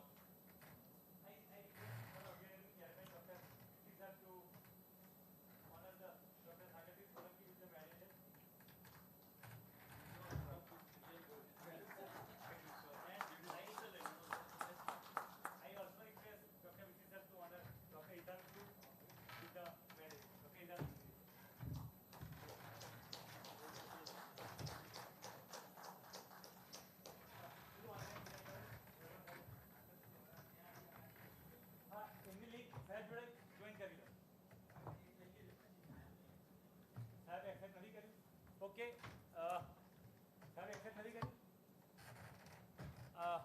As we all know that sir is having a ill health, so maybe I will communicate with him. And for the next sessions, I request Dr. Avinash Wankhede to take his talk on. It's not. Don't ask for LV. Always ask for LVF. Yeah, GLS. LVF with GLS. આપણી back to back નથી રાખવાની. અચ્છા, so whatever I have missed, he is going to cover. એ તો charging તો છે જ, એ લગાવી દઈએ. ડોક્ટર અવિનાશ Pendrive માં છે ફર્સ્ટ તમારી પેપર પાસે? સ્લાઇડ હશે નીચેની આગળ. Dr. Avinash Wankhede is at Surat. He is a deep and academic interest in especially 2D echo and strain echo and stress echo. So I request Dr. Avinash Wankhede to start his talk. Dr. Avinash, please.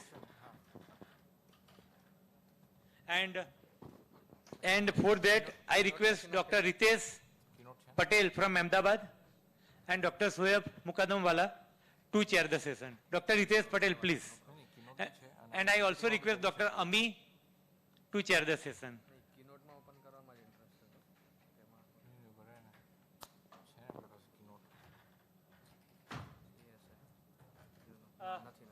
Can anybody help here to? Yeah, please help.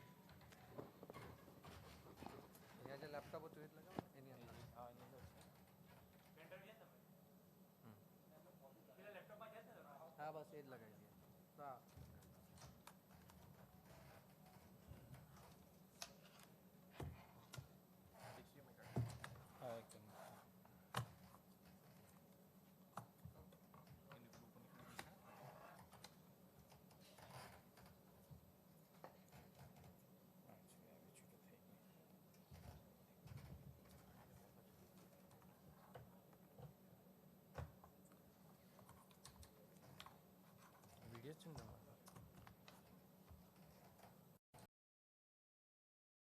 To all the respected delegates, I am Dr. Avinash Wankhede. I practice at Surat.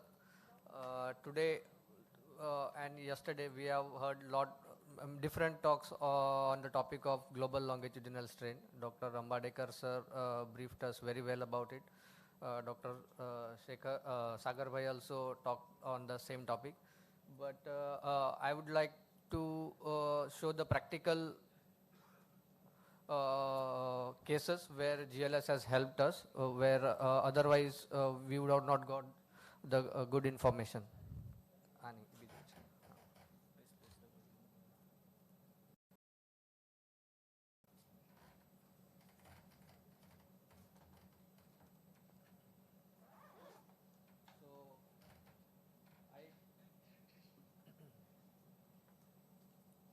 This is a short lecture which will focus on the practical points. So beyond ejection fraction, I'll be talking about global longitudinal strain.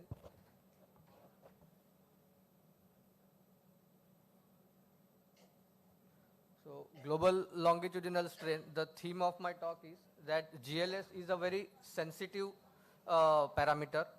It is independent of all the other findings that we get on echo. And also GLS is a early indicator to tell about systolic function of the heart. So it's sensitive, it's independent, and it's an early indicator.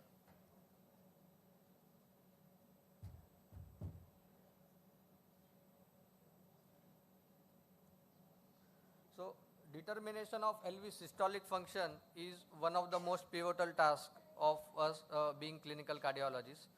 But the question is, does LVEF serves this purpose perfectly?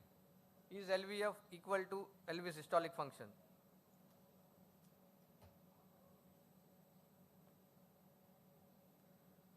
So here I would like to say that LV systolic function is not equal to LVEF. So there are things which are beyond LVEF. So LVEF is just a most famous indicator to talk about LV systolic function, and it has been historically the most studied parameter, and it is the most followed parameters and has rich data.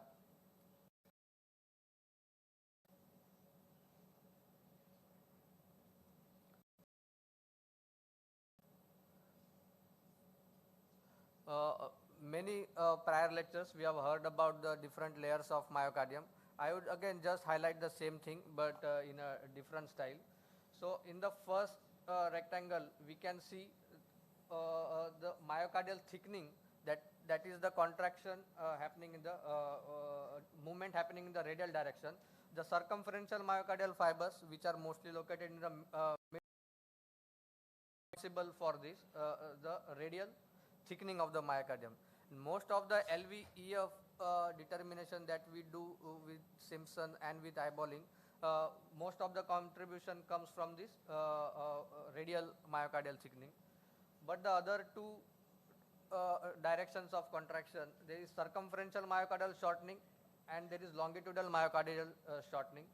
The endocardial right-handed helical and the epicardial left-handed helical layer, they are responsible for this circumferential and longitudinal myocardial shortening.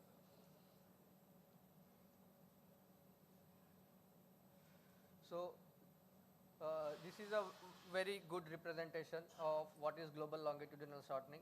So in the end diastolic frame, the blue thread is showing the length of the LV, and at the end the length. So we can see that the red one is shorter than the blue one. So what has happened is the global longitudinal shortening has happened.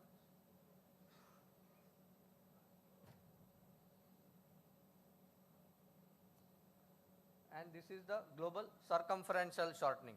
So most of the time while doing eyeballing, we can see that the blue in the end diastole is longer, the red one is shorter. So this is the circumferential shortening.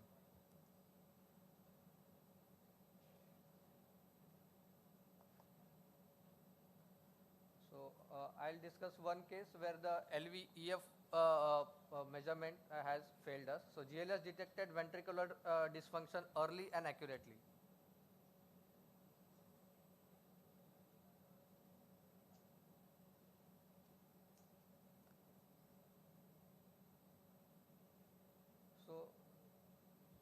is the echo of the patient. So have a look. So most of us will say that LV function, maybe it is a preserved LV function.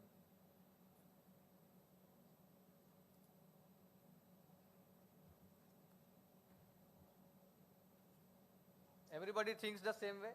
Is it near normal LV EF? Looks normal?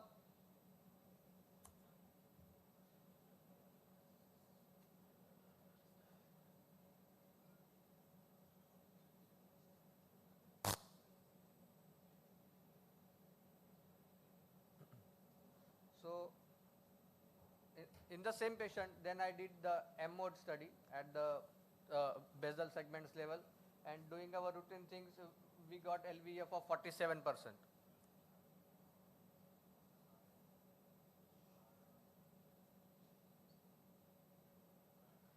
These are the apical views of the same patient. So biplane method requires good endocardial delineation, which was not available in the given patient. So this is a two-chamber other views. The tissue Doppler that we do, E prime is almost 0.09, so it's in not in an abnormal range. It is in the normal range.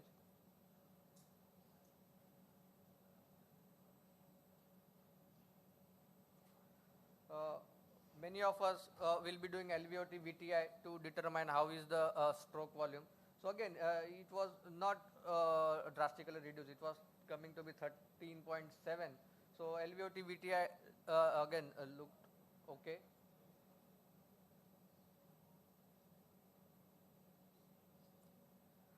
But then I did GLS of the same patient. But GLS turned out to be only -10. The presentation was, she was a young female patient with blood pressure of 90, and she was clinically very sick. There was no apparent other cause to explain it, and LV study was showing everything to be in good range except GLS, which was -10.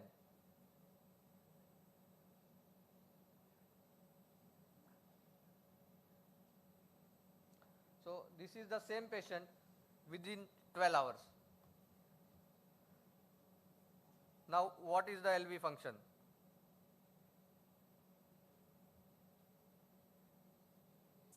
It's severely depressed LV systolic function. Now it is very easily evident.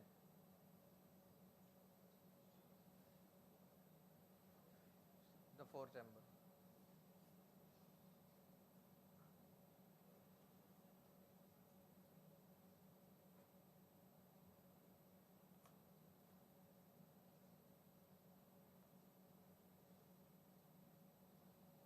So in that patient, 12 hours prior to doing this study, when the first time she presented, all of the parameters were borderline or in normal range, but except GLS, which was starkly depressed, low.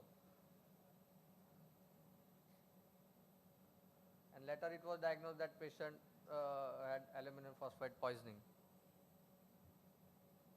Again, a second case.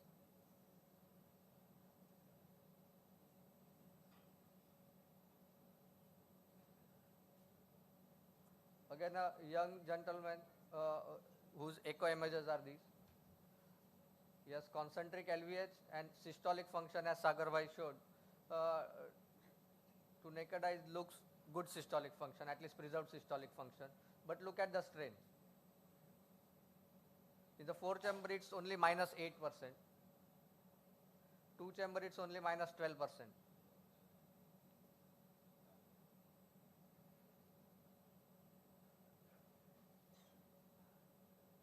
It's only -9 in 3-chamber.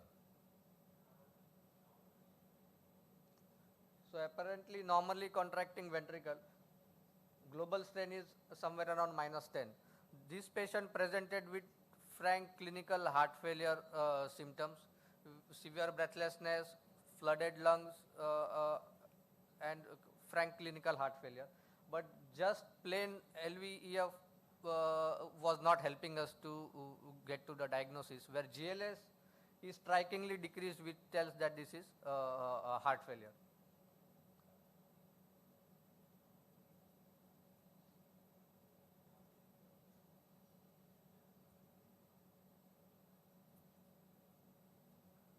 So global longitudinal strain is an indicator of myocardial contractility. It detects LV dysfunction early. When LV systole is thickening appears normal, that is EF is normal. It is not dependent on accurate visualization of the endocardial border of all LV segments. GLS is not dependent on angle of insonation like Doppler is. And global longitudinal strain is less operator dependent. On the same set of images, if you repeat the GLS measurement, it always turns to be same.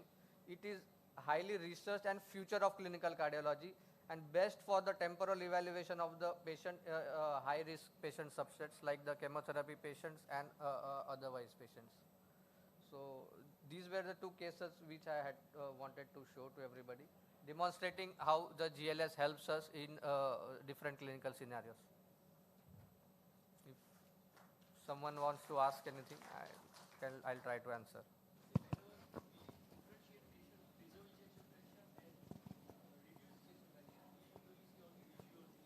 Correct.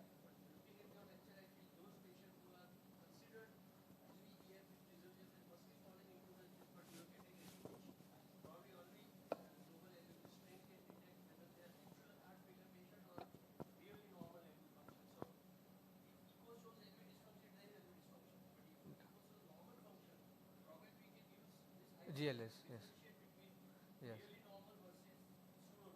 Yes, yes.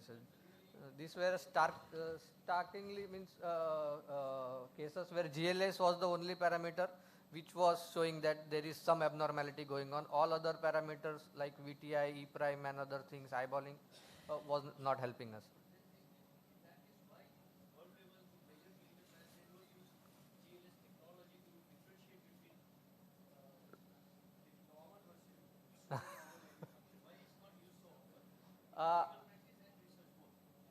I think this will be the future of diagnosing or commenting upon LV systolic function, and lot of the clinical research is going on this. I think different vendors are giving different values at present, but I think the science will progress in the direction that people will not only ask for LVF but also consider GLS to make conclusion about the LV systolic function. I hope that that happens.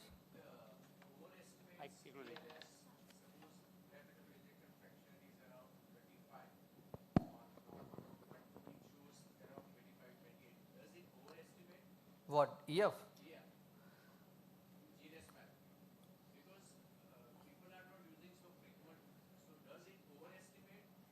No, people can have normal ejection fraction and low GLS, and people can have.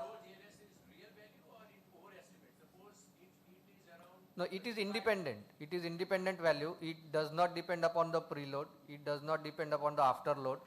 It is purely showing how the myocardium is contracting. Myocardial deformation. So if the patient has mitral regurgitation and LVEF is high, at that time myocardial deformation will also be high. So it will be reflecting how the myocardium is contracting. People are not using GLS frequently because there are so new machines only had this facility. So gradually facility available in different center, then everyone will start to use GLS. LVEF is more of a mechanical thing that is there, but the only thing is that LVEF is historically studied and has abundant of data.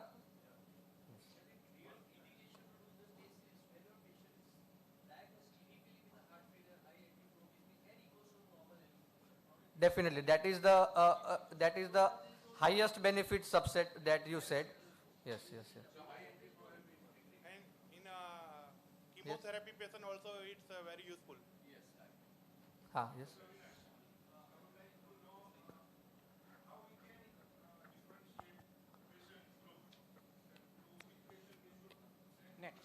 Next speaker है उसके बाद. when clinically you feel that this patient has heart failure and your benign LVEF is not showing you the correct value, or the patients where you have to temporarily follow the patient. Temporarily means ki aaj echo karyo, you need to do echo after some days to look for any deterioration of LV function. In all those patients, rather than checking LVEF, you should follow them on GLS. Thank you very much, Dr. Avinash. Now I request Dr. Ritesh Patel to felicitate Dr. Avinash. Dr. Avinash, please.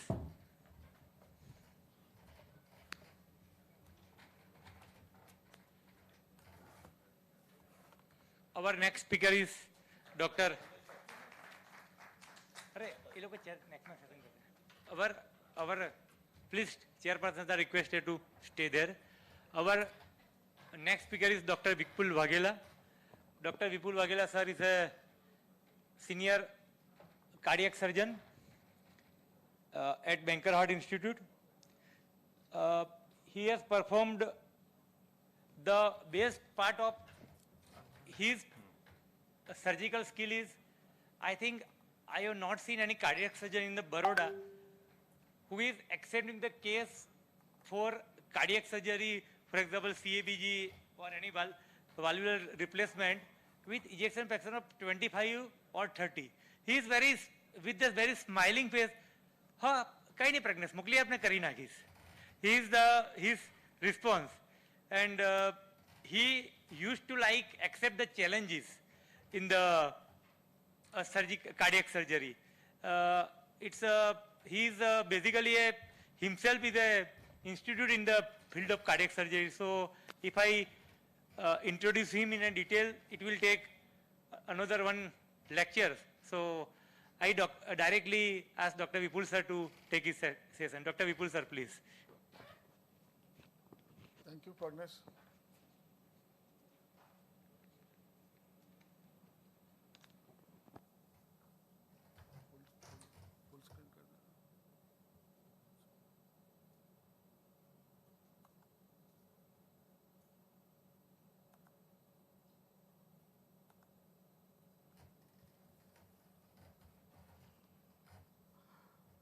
Indeed, Pragnesh gave me a very difficult role. In just 20 minutes, I have to summarize what are the different surgical options for heart failures. So I will be little quick.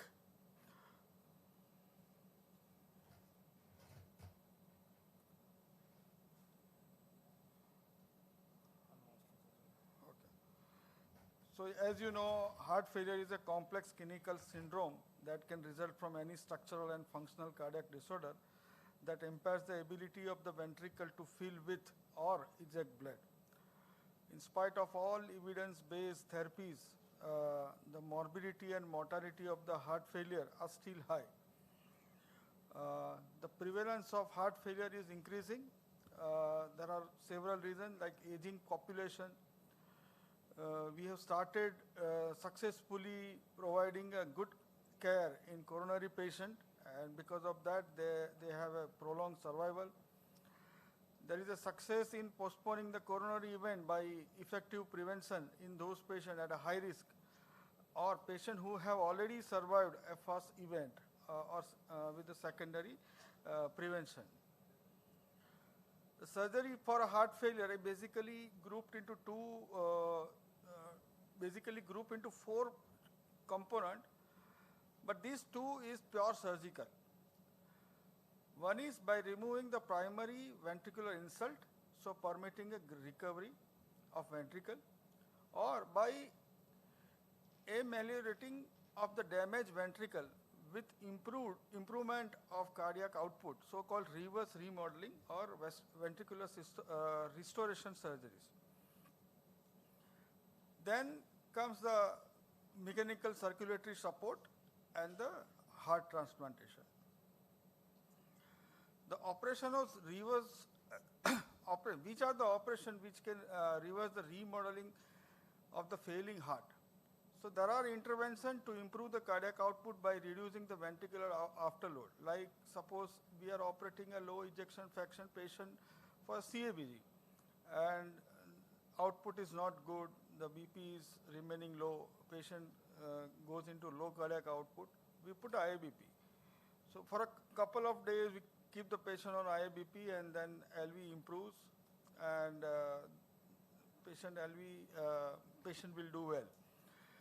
Another is in a HOCM situation, the resection of obstructed left ventricular outflow, which is causing the heart to fail.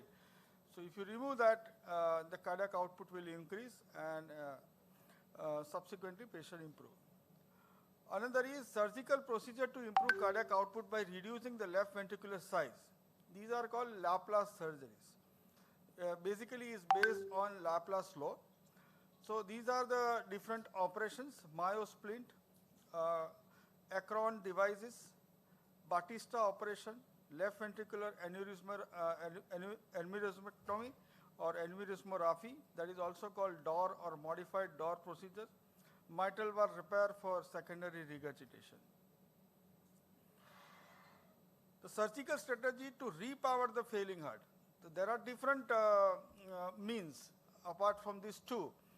One is mechanical, either CRT or ventricular assisted device like LVAD, RVAD or BiVAD or total artificial heart, or biological, dynamic cardiac myoplasty, heart transplantation, cell transplantation like stem cell therapy, gene therapy, and regulation of natural pathways. The pure surgical options are CABGs, mainly valve surgeries, because if you see the cardiomyopathy patient, majority of them lies into ischemic group and the rest are in non-ischemic group. So mainly CABGs, valve surgery, repair and replacement. I will not speak anything on CABG much, but because the lecture is too long to concise into 20 minutes, so I have kept everything for last 4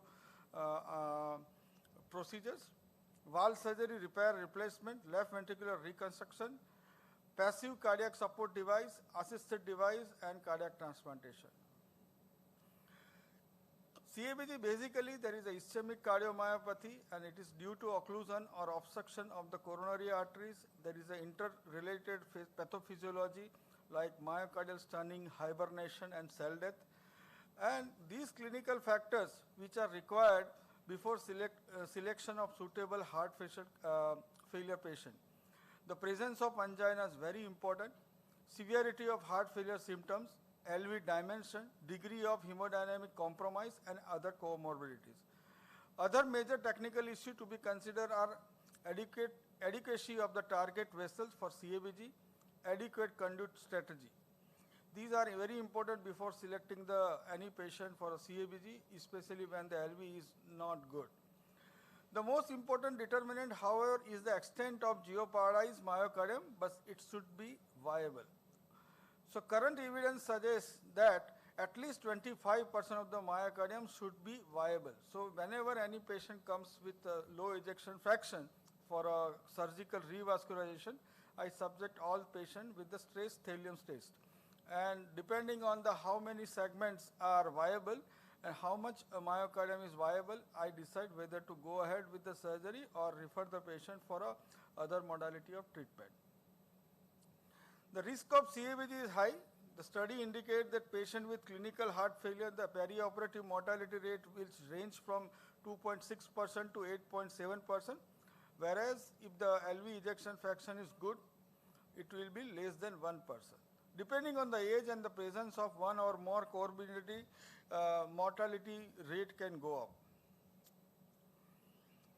If you see the patch trial results, the angina patient with the heart failure in a NYHA class 1 or 2, almost normal ejection fraction with heart failure 1.3%, whereas angina with mild heart failure, NYHA class 1 and 2, 4 to 8% mortality rate, and angina with severe heart failure, NYHA class 3 and 4, the mortality rate is almost around 7 to 8%. In SOC trial, the 1-year mortality after CABG is 42 to 46%, whereas in medical therapy, the 56 to 75%. The IABP decrease in hospital mortality but has no effect on a 1-year survival. The benefit of CABG is due to revascularization. There is improved blood flow to the hypoperfused heart, but the viable myocardium with the subsequent improvement in LV function and clinical outcome. It alleviates the elevation of the ischemia may also lessen the tendency towards the pro-arrhythmic status, thereby reducing the incidence of sudden cardiac death. Accordingly, CABG has the potential to improve symptoms of heart failure and LV function and survival. In valve surgery, mainly mitral regurgitation, the progressive LV remodeling occurs. Because of that, progressive LV dilatation, more spherical shape it will form, and there will be functional MR. Usually it is due to either annular dilatation, papillary muscle displacement, or caudal tethering. The consequence of regurgitation is increased preload, increased wall tension, increased LV workload, and it leads to progressive heart failure. The significance is that the MR is an independent risk factor for poor outcome in both non-ischemic and ischemic causes. Even in the treatment, if there is a MR, the LVAD and RVAD also difficult to wean from temporary support. There is a boiling hypothesis. There is an annular solution for ventricular problems such that the reconstruction of the mitral valve annulus geometric abnormality by an undersized ring restore valvular competency.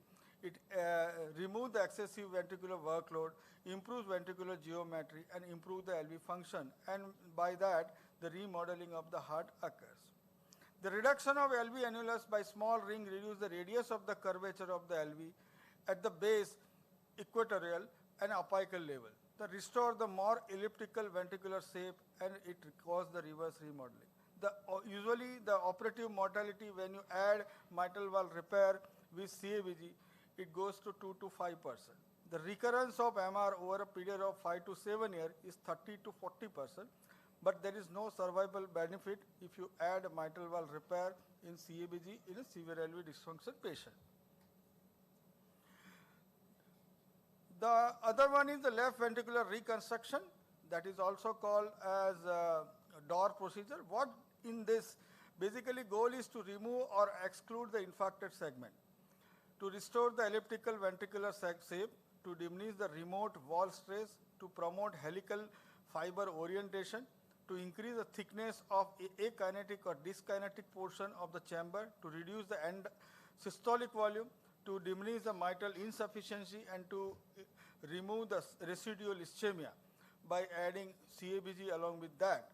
So in this slide you can see there is a LV aneurysm following acute anterior wall infarct, and that becomes the dyskinetic segment and the LV become huge. Okay, we normally operate this patient with the DOR procedure.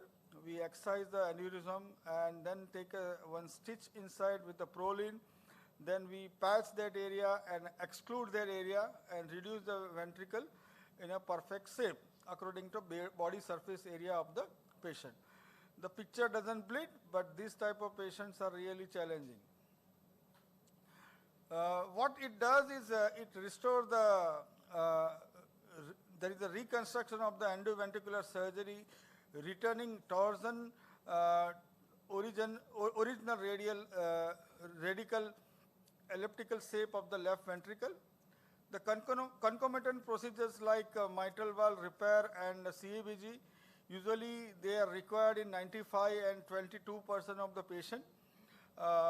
Operative mortality is 5.6%. At 5 years, the overall survival is around 68% plus or minus 2.8%. The freedom from hospital readmission for heart failure was 78%, and that is quite significant. The risk factor for death, if you select LV ejection fraction less than 30%, they are high risk, and systolic volume index greater than or equal to 80 ml per meter square, or advanced NYHA functional class, age older than 75. These are the high risk patients for any ventricular restoration procedure. There are two types of restoration procedure. One is Batista, what Batista does is, in even non-ischemic cardiomyopathy patient, dilated cardiomyopathy, he removes the segment of the ventricle in a precise manner and then resuture. Whereas in DOR, usually it is applied to the LV aneurysm patient. Then there is a passive cardiac support devices, which is developed by CORCAP cardiac support device, they call CSD. It is a fabric mass, just like our shock, that is surgically implanted around the heart. It is designed to provide the circumferential diastolic support and to reduce the LV wall stress, thereby leading to reverse cardiac remodeling. I have not seen this device in India, but whenever we go to any conference, we sometime see that in one of the stall. Similar to that, there is a Iaccon trial, and in that there is a Iaccon trial which is quite similar to CSD. It was used in few patients, but very less number of patients. There is an improvement in NIHA class, decrease in LV end diastolic volume and end systolic volume.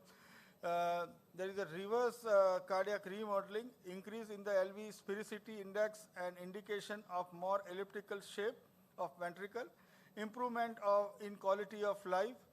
There is an additional benefit with the mitral valve surgery if you add the continued benefit up to 5 years with no evidence of constrictive pericarditis. Currently not approved by FDA across the globe. Then there is a dynamic cardiac myoplasty. What the procedure does is, the latissimus dorsi muscle pedicle flap was wrapped around the failing heart, either left ventricle, right ventricle, or both, and it is stimulated with the pacemaker. You can see there is a pacemaker there. It is 7.5. Rajesh Rajan during the lunchtime. Rajesh Rajan during the lunchtime. Now I request our chairman to felicitate Dr. Rajesh Rajan. Dr. Rajesh Rajan, please. For 3 months, DAPT would be sufficient. So even the choice of procedure can be altered, not just the choice of the drug for people who have higher bleeding risk. So with this, we can manage people who have higher bleeding risk and people who have high ischemic risk with the use of DAPT. And he stopped the antiplatelets almost 6 months on his own. And he asked, should we do a coronary angiogram once again or CT coronary to evaluate how should we go about it? Did this patient get acute coronary syndrome? So in that case, we suspect a late stent thrombosis. And again, yeah.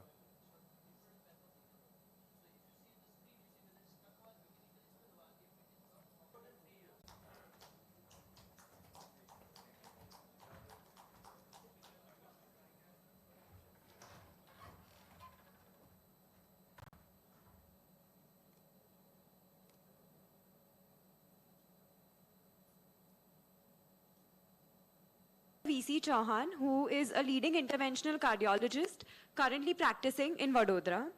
He has done his fellowship in cardiology from St. Vincent's Hospital, Melbourne, Australia. He is a visiting cardiologist. SGLT2 blockers. There is no need to explain this lethal combination. And though one hyena can not even dare to go against lion, when they are in combination, they have, an example is, red cells are necessary for the circulation and anemia fit man can die. Or it can go into big strokes. So lethal combinations. In our medical field also we have earlier, and this two means 99% guarantee the person is going to get heart attack or stroke before age of 70. So this is one of the bad lethal combination. What we are going to talk today is heart failure and kidney failure. There's definitely a lethal combination because of it. So when there is a disease, the affection is much more. And I'm sure that all of you must have read Guyton. There's a textbook on physiology, and Guyton on the kidneys. And that was in normal physiology, and later on we realized in pathophysiology as well. These are the normal function of kidney. All of us should know. That's only you can know how is impact of kidney on the heart. As for example, removal of waste products, maintenance of salt and water balance, acid and base balance, maintaining blood pressure, giving erythropoietin and maintaining hemoglobin. There are so many diseases to go into heart failure because of the heart disease that you have to mention in this particular scenario. And again, if you see heart failure patient, if there is a presence of kidney disease, cumulative incident of heart failure, hospitalization or ejection infection, and same way heart failure also increases chances of patient with kidney disease with decline in the eGFR much faster, as for example without heart failure versus with heart failure. So you can see this bilateral effect on those things. And as sometimes we have to give this normal, if that as early as 1835, in 86, one of the French, he found out that this bark glycoside causes glycosuria. Though it was not used for diabetic patient or heart failure patient in those days, it was almost after 100 years a patient as well. So you can realize it takes so many years before we actually use particular, reduces oxidative stress. Low risk. Many times patient in dental procedures, till the time it is 1 to 3 tooth extraction. Root canal, low risk, again, subset, but that is for a time being, it is in high risk surgeries. So any patients who has low thrombotic risk, may it be low hemorrhagic risk, may it be intermediate hemorrhagic risk, may it be high hemorrhagic risk, you can continue with aspirin in perioperative period. No need to stop aspirin in any cases. Of this, but dabigatran, yes, depending on renal function, you need to change your timing of stopping in dabigatran. About antiplatelets, we talked about ACS. Here in anticoagulants, it is about acute venous thromboembolism. Suppose patient was started for acute venous thromboembolism. How long you should wait for a elective surgery? A surgery should be deferred following acute event of VT until patient received at least 1 month and preferably 3 months of anticoagulation. So minimum is 1 month. For time dependent surgery it is 1 month. Elective surgery it is 3 months. Here, if bleeding happens post surgery, again antagonists are available, antidotes are available for dabigatran, but it is very costly. So you have to again be on general measures, which is minor bleeding can be managed by compression, sclerotherapy, blood pressure monitoring. Major bleeding, you need to give blood products, recombinant factor 10 prothrombin complex concentrate, like that you have to manage. Antidote, it is available. So if patient can afford, in case of dabigatran, antidote is available. So to conclude, a VK, whenever it is required, it should be stopped 5 days prior to surgery. Antiplatelets, stop prasugrel 7 days prior to surgery, clopidogrel 5 days, ticagrelor again 5 days, at least 3 days for ticagrelor minimum, and restart post surgery with P2Y12 inhibitors, preferably clopidogrel with loading dose. In case of NOACs, you can restart with low bleeding risk on day 1, with high bleeding risk on day 2. In case of VK, vitamin K antagonist, you start on day 1, but with heparin or something like a heparin-like substance, unfractionated heparin versus heparin. So you need to restart. So basically, don't stuck in this kind of platelet parties. Keep your aim clear when to stop, when to restart. So this was in short about guidelines based. Now there are multiple patients, there are multiple questions. One question is very simple. Whenever there is low platelet, what to do? When to stop it and when to restart. So in generally, what pharmacology told us, aspirin and clopidogrel and prasugrel are irreversible platelet inhibitors. They have nothing to do with number of platelets. Versus ticagrelor, it is a reversible platelet inhibitor. So there is something to do with platelet number. Suppose a patient with 50,000 platelets, idiopathic thrombocytopenia, versus patient with 2 lakhs platelet. Here the 2 lakhs number of platelets, they are generating nearly 50,000 a day. Liver is generating 50,000 new platelets a day. At the end of 3 days, a patient who has 2 lakhs of platelets are at lower risk of bleeding in case of ticagrelor, versus a patient who is a thrombocytopenic, 50,000 platelets. They are again at high risk even at the end of 3 days. So that needs to be individualized, and guidelines does not say anything about it. If any more questions, we can take.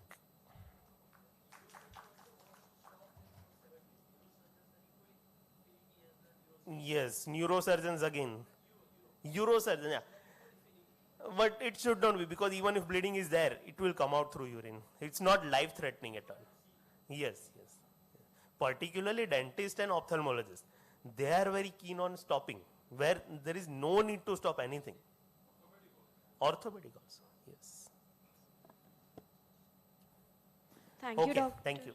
Thank you, Dr. Ronak. I would like to invite on stage the chairpersons to felicitate Dr. Ronak.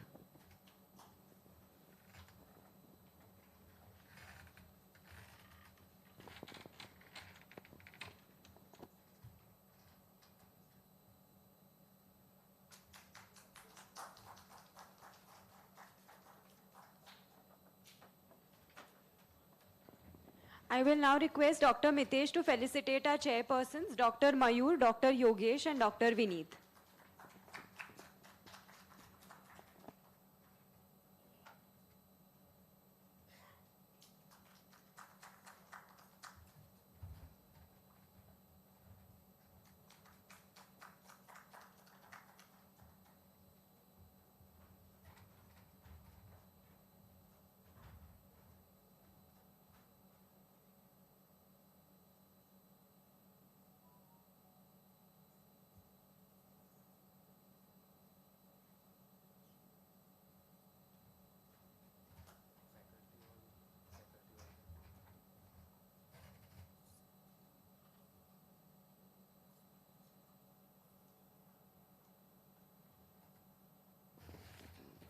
Now for our next session on advanced management of atrial fibrillation, I would like to call upon stage our chairpersons, Dr. Abhishek Pancholi and Dr. Sailesh Verma.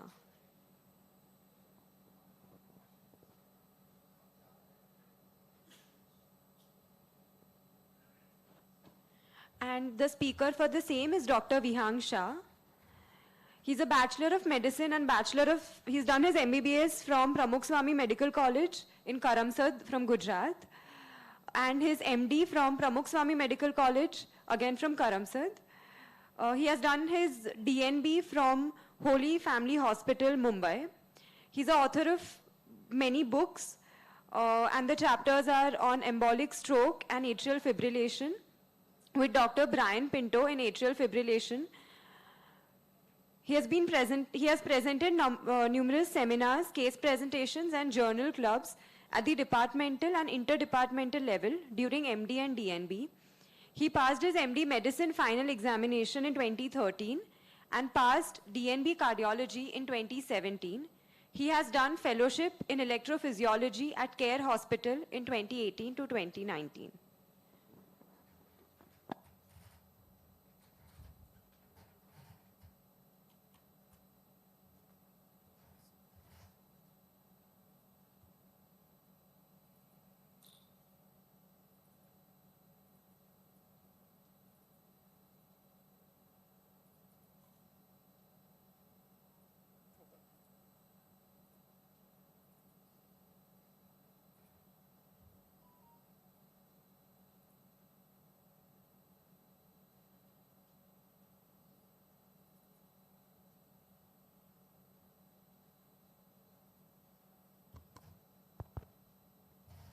Hello everyone, I'm Dr. Vihang, and thank you for the generous introduction, and thank you the scientific committee and the chairperson for allowing for this presentation. So for the paucity of the time, I'll be going a little bit at a faster rate, and the topic is known to everybody. But my major focus is on the advanced treatment of the atrial fibrillation. Now, because of the better medical facilities, nowadays we have more and more comorbidity, unfortunately, due to the increased lifespan. So one of the commonest comorbidity, and in fact it's an unknown epidemic, is an atrial fibrillation. Sorry, so it's not moving here.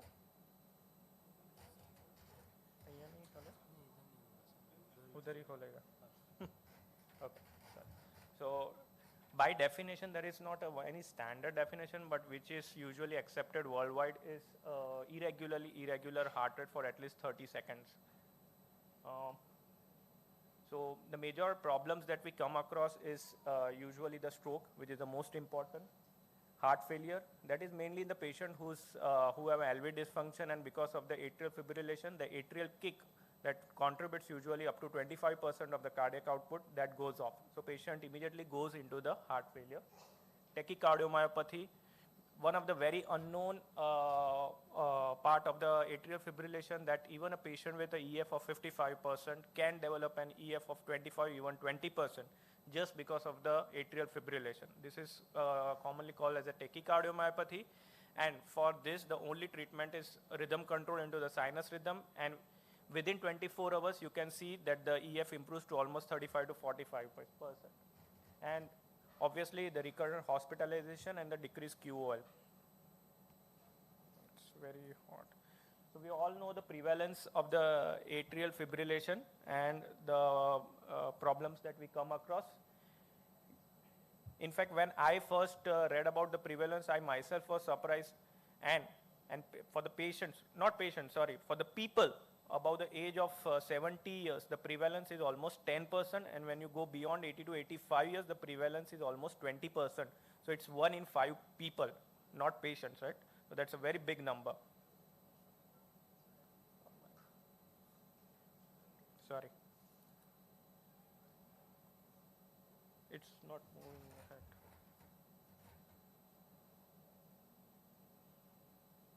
Any for it from the technical side.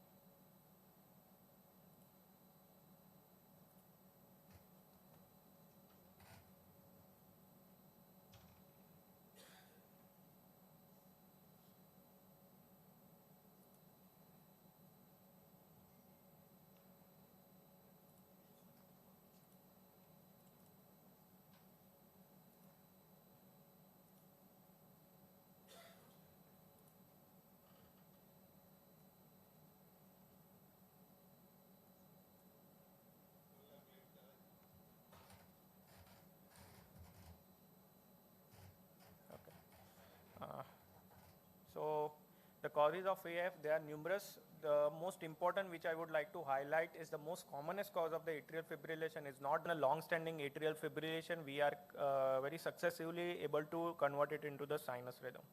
So management, anticoagulation, we all usually follow the CHAD-VAS score, and any patients with a CHAD-VAS score more than 1, we need an anticoagulation. Yeah? Based on the has bleed, we decide whether what is the chances of bleeding when the patient is kept on the NOVAC or oral anticoagulation. Now, important point about this has bleed score is that it's a flexible, it's a dynamic score. So with the patient whose blood pressure is 160/90, the score is 1. That gives a hypertension. But if you control that blood pressure and make it 120/80, that point goes off. Anticoagulation, this is not my focus, so I just put one slide, that is aspirin, aspirin plus clopidogrel, vitamin K, and NOVAX. The newer type and the newer generation now, because of the off-patency of recently of rivaroxaban last year and now of apixaban, obviously you all must be loaded with the NOVAX, but so they are the new treatment. But this is my favorite slide because I repeatedly always mention that antiplatelets, aspirin, clopidogrel, whether you give dual antiplatelet, whether you give 100 antiplatelets, is absolutely zero role on the prevention of stroke in atrial fibrillation. Newer, that is DOACs, the trial for the dabigatran rely, apixaban, Aristotle, endoxaban, which is yet not available, and rivaroxaban is Rocket AF. At the end of the day, the main point is they all are non-inferior for the prevention of stroke compared to warfarin or acetylene. And the only superior one is apixaban 5 milligram BD and the dabigatran 150 milligram BD. So this is where the actual presentation starts. So acute management, this is for the patient who presents to you with the atrial fibrillation with the heart failure. Many of the time they spontaneously terminate. So that is where the word paroxysmal atrial fibrillation comes into the picture. Now, ironically and paradoxically, the highest chances of stroke in a patient with atrial fibrillation is whenever we would think it would be persistent or long-standing, but paradoxically it's not so. It is the paroxysmal AF because majority of the patient are not been recognized, halters are not done, ECG is not done when actual the palpitation occurs. So they are never on the anticoagulation. Now whether it occurs for the 5 minutes, 1 hour or 1 day, that patient has to be on the lifelong anticoagulation. Many of the patients also develop severe hypotension and heart failure. In such case, cardioversion is the most important treatment. DC cardioversion is equally effective in the atrial fibrillation as you use it for the ventricular tachycardia. For the medication part, if there is no hypertension, heart failure or pre-excitation, you have enough time. So give beta blockers, CCBs, whichever you are comfortable with. Hypotension and heart failure, amiodarone and digoxin. The only present indication of digoxin in today's world is atrial fibrillation with heart failure. Amiodarone, one of the commonest cause of hypotension while giving amiodarone is not the amiodarone actually causing it. It is the molecule which is used to store it, which comes in that bottle, which causes hypotension. So it's not the amiodarone. You need to be careful and give. You usually follow the rule of 10. So give it over the 10 minutes. Amiodarone. Do not give very fast flush, otherwise it will cause hypotension. And pre-excitation, unfortunately proconamide is still not available, so the only option is amiodarone. There are, as an EP part, we see a lot of patients, even I had a 17-year boy with atrial fibrillation with WPW. So that heart rate goes to almost 250. Fortunately, at that age, you may handle that heart rate of 250, but that's a classical 1A indication of EP study and RF ablation of that accessory pathway, because it's not surprising that is one of the commonest cause of sudden cardiac death in young ones. So recent onset atrial fibrillation in less than 48 hours, especially many of you handling the cardiac ICUs. If there is hemodynamically instability, do direct cardioversion, don't worry, give 5000 heparin IV or based on the weight, and you can go ahead with the synchronized cardioversion. If there is no hemodynamically instability and there is structural heart disease, you give amiodarone, and if there is no structural heart disease, you can flecainide and propafenone. Flecainide and propafenone they are drugs available since long time, but we are not used to. In fact, they have a golden effect and they are very good in rhythm control. So rate versus rhythm, many of us keep on a rate control. We give beta blockers, digoxin, but this flecainide and propafenone help us in a good rhythm control. The patients in which we would prefer is a paroxysmal AF, first episode, more symptomatic, less than 65 years, no hypertension. Many of the patients who has an atrial fibrillation in hypertensive uncontrolled, the best way is to control blood pressures. History of heart failure and no previous rhythm control treatment. Pill in the pocket, which used to come in around 2010 very nicely, but it's not very commonly followed, is you can give a top-up flecainide or propafenone. This mainly for the educated patients, and that helps in the conversions of atrial fibrillation to sinus rhythm very nicely, and also decreases the hospitalization. Now this ibutolite is a pure class 3 drug which is equally like amiodarone, and it's only IV preparation available. The chances of converting an atrial fibrillation depends on many factors, but with ibutolite it is almost more than 80%. If you also do DC cardioversion along with the ibutolite, the chances is conversion is more than 90%, and if the patient is loaded with amiodarone, it's more than 95%. So this is a patient with atrial. This patient was given ibutolite. Ibutolite did not converted into the sinus rhythm, and followed by the marks which you see, they are the DC synchronized cardioversion done. And this is the post-cardioversion ECG. You can see a very beautiful P waves coming out, and just see within 24 hours, the echo is showing improvement in the LV functions. Electrophysiology and the atrial fibrillation. There are many, nowadays the pacemakers are coming with newer and newer systems and technologies for the atrial fibrillation prevention, but all have shown non-inferiority compared to the medicines. They are mainly, the atrial fibrillation is an important part in the patients with sick sinus syndrome, in which patients who presents to you with a bradycardia of 35 or 40 rate, and previously some of the ECGs are also shown an heart rate of 100, 110, 150. Another is vagally bradymediated, and third is the paroxysmal AF. So in such patients, sometimes when you give medicine like beta blockers, amiodarone, patients comes to you with a heart rate of 40. So in such patients, you need to implant pacemakers and give the medicines. And there are few technologies like post-ectopic atrial overdrive, post-atrial fibrillation, atrial overdrive pacing, but they have not shown very successful result. However, you may use it in very early stages. RF ablation for the atrial fibrillation, we are still a long way behind than the Western countries. But yes, we as an Indians do believe in treating the core part rather than the, it's like treating the fever and not treating the malaria. So atrial fibrillation of common flutter, symptomatic paroxysmal AF, persistent symptomatic AF undergoing cardiac surgeries, and especially patients with recurrent heart failure due to AF. So basically, the patients are always given a first option of antiarrhythmic drugs, flecainide, amiodarone, depending upon the structural heart disease. And if they are not successful, you should go for AF ablation. There are two major types. That is the one on the left side, that is RF ablation, 3D CARTO or NAVIX. That is, we create the mapping system and we isolate the pulmonary veins because they are the mere harbingers for the atrial fibrillation foci. Whereas the newer technology since last, I think 6 months in India and probably 2-3 years in world is the cryoablation, which is much faster. Results for the both are equally good. So this is a 78-year gentleman with a diabetes, hypertension, and a heart rate of 170 to 180. Each time patient used to develop atrial fibrillation, patient used to develop hypotension and used to go into the heart failure.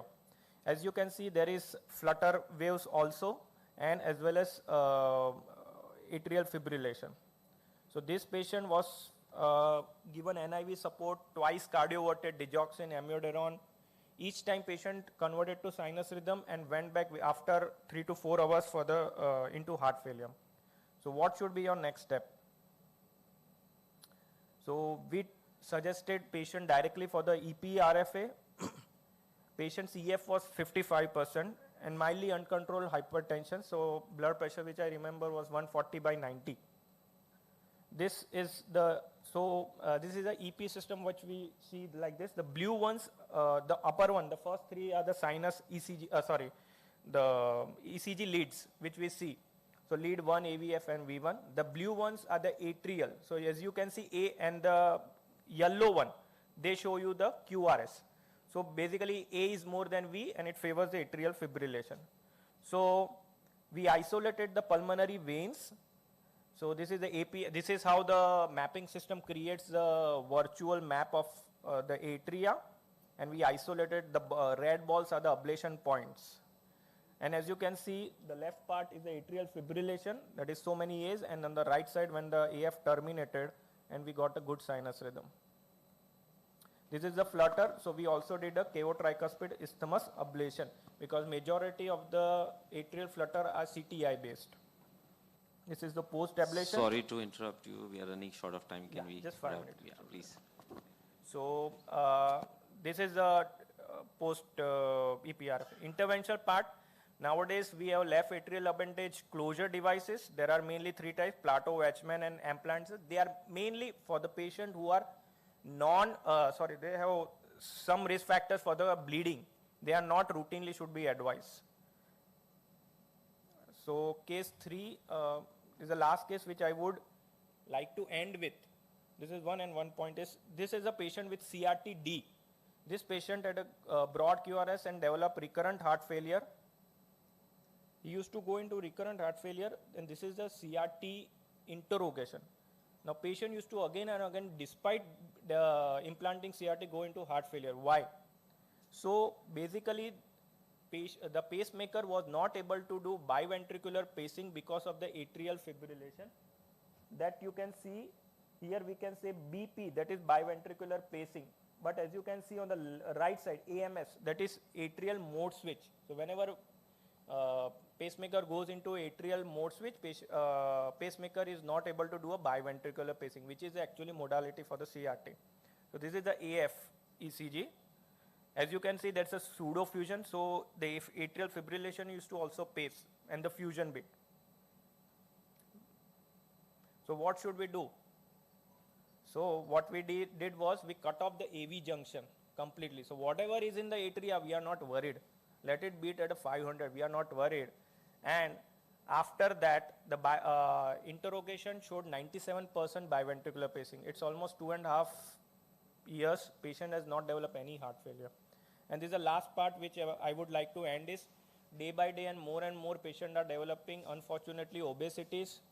One of the unknown risk factors for the atrial fibrillation and which we don't cater to is the obesity. Like MR begets MR, obesity also begets obesity, AF also begets AF. AF can create more AF, obesity also creates more AF.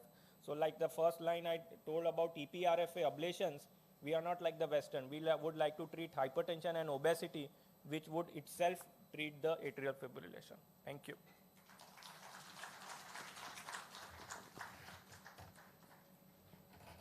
Thank you, Dr. Vihang. I would like to request our chairpersons to felicitate Dr. Vihang.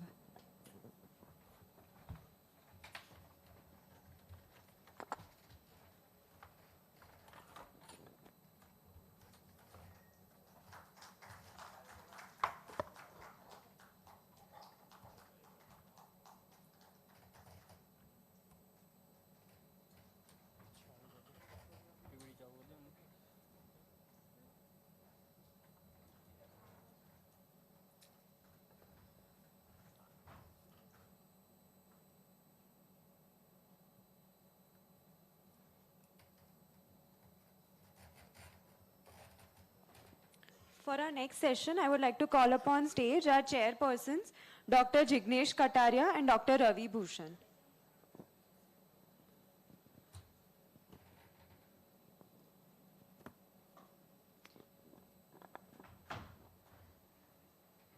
Our next topic is Fantastic Four in heart failure, and I would like to request Dr. Darshan Banker to be on stage.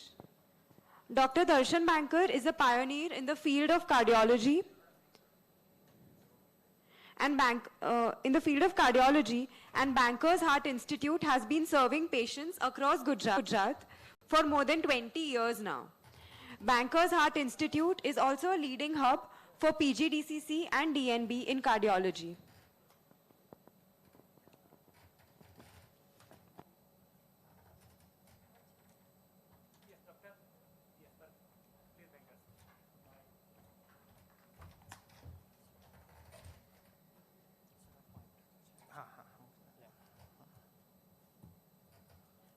Well, good afternoon.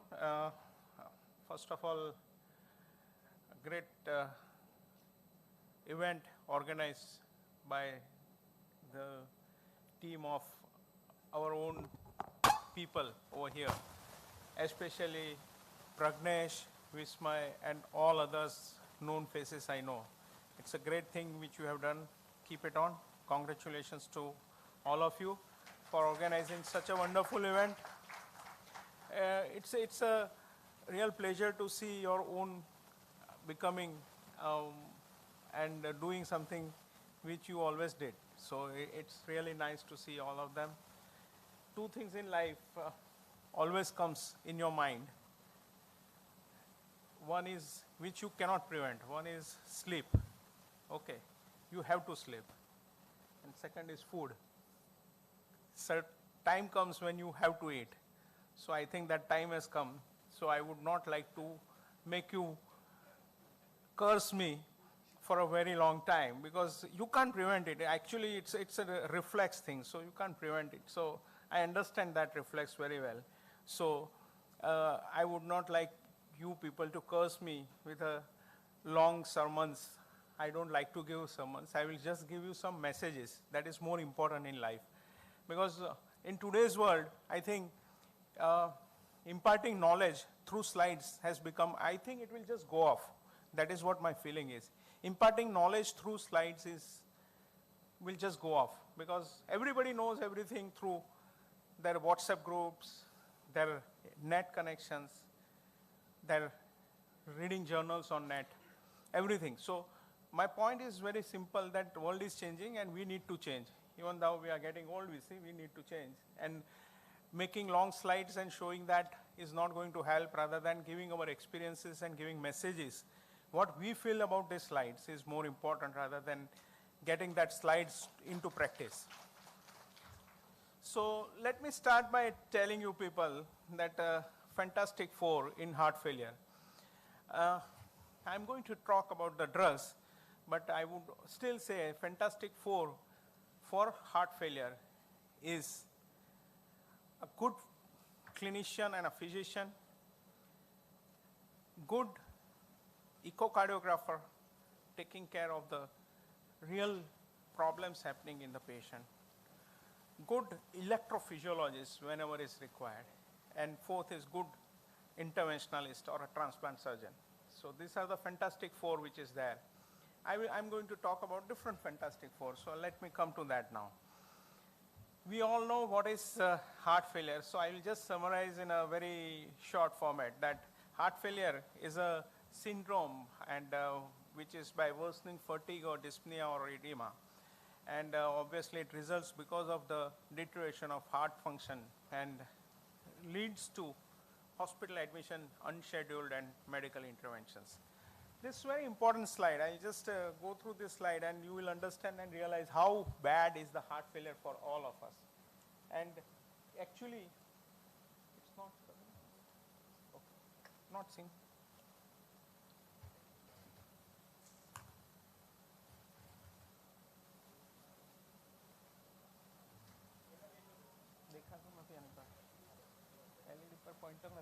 Anyway, I think you all will be able to see. The pointer is not seen on the LED. Anyway, fine.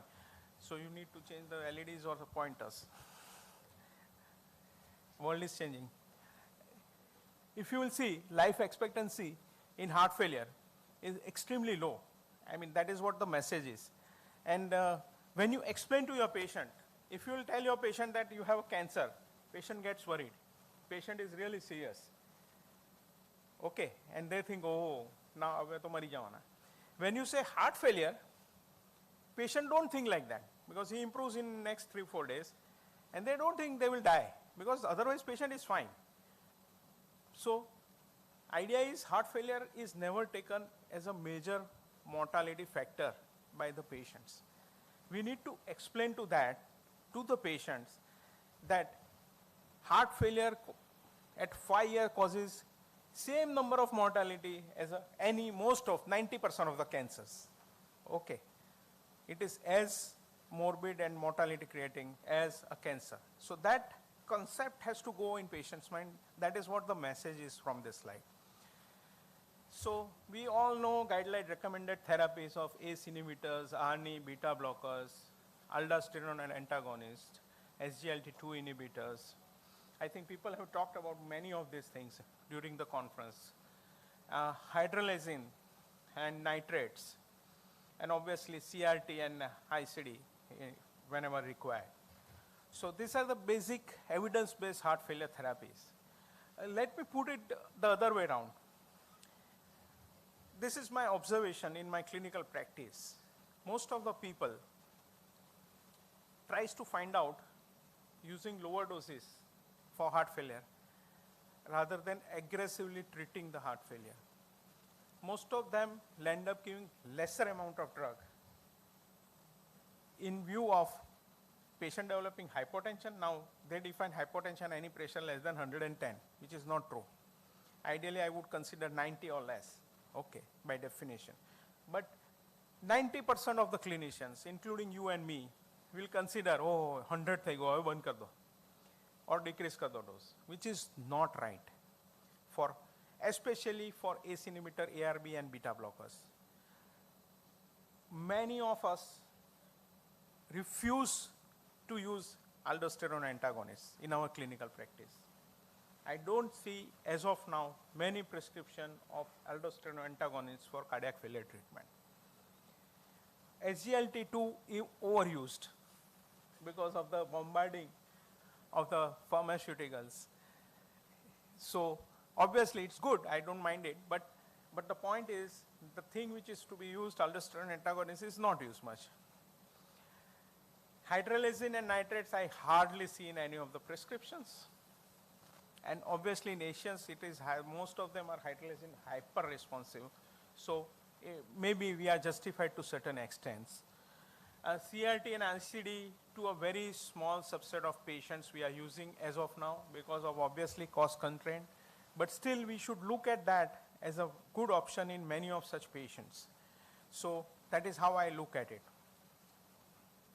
We all know ACE inhibitor benefit trials, and I'm not going to discuss that part at all. Beta blockers also, there is enough number of trials to give us an evidence that it does give lots of benefit. And the RAILS trial and emphasis heart failure recently, both of them have shown significant risk reduction with aldosterone use, antagonist use. So, I mean, I'm not going into detail of all that. And obviously, as of now, we have started using eplerenone also quite frequently in such group of patients. And we all know, I hope and I understand that sacubitril valsartan will replace ACE inhibitors for most of the form of therapy where ACE inhibitors is used. And I don't know, Pragnesh was there when we did Paradigm HF trial? Okay, and let me give you the clinical insight of that trial. When we started that trial, I think it was done by Novartis. Yeah. So we were part of it, and we were one of the highest recruiters in Southeast Asia for this trial. So we were a major contributor for Paradigm HF trial. And we were given an FDA audit for the same trial because they were surprised that a site in India is giving such a huge number of patients, how it is possible. And after doing that audit, FDA audit, they submitted report to Novartis. Novartis was so happy, they invited me as a speaker in their Paradigm HF trial to train people in US for the cardiologists, that you should include this patient. So this is the story of Paradigm HF. That's not the point. Point is, when we did trial, it was a double-blind trial. Okay, randomized double-blind trial. We were not knowing what we are doing. But let me tell you, the moment we started trial, within 30 days, we started realizing, oh, this patient is receiving new drug. There was a drastic difference in patient's profile and clinical improvement. So we used to understand, oh, આ નવા પેશન્ટને મળી છે, આ નવી drug મળી છે આ પેશન્ટને. So that was the impact of that trial at that point of time. And from that time onwards, I still feel I have fetched a lot of patients from other people by just using VIVANTA. I mean, you get the message. Obviously, now the science has proved it is a greater benefit in mortality. Early use is recommended for such patients. Obviously, in a diabetic also, it gives a huge benefit. And coming to DAPA, I think there was a dedicated lecture on dapagliflozin. So I'm not going to detail. Many of you have started using dapagliflozin because obviously pharmaceuticals are hammering to everybody dapagliflozin for all the purposes. But let me give you a word of caution that any drug coming so rapidly will also have some disadvantages in the market. And that is what my clinical scenario we have seen many times. Many of these drugs come with a huge bang and just goes off. It will not happen with this, but maybe there will be something which will come up for such drugs over a period of time, which we don't know as of now. And it will be revealed at the end of 5 years.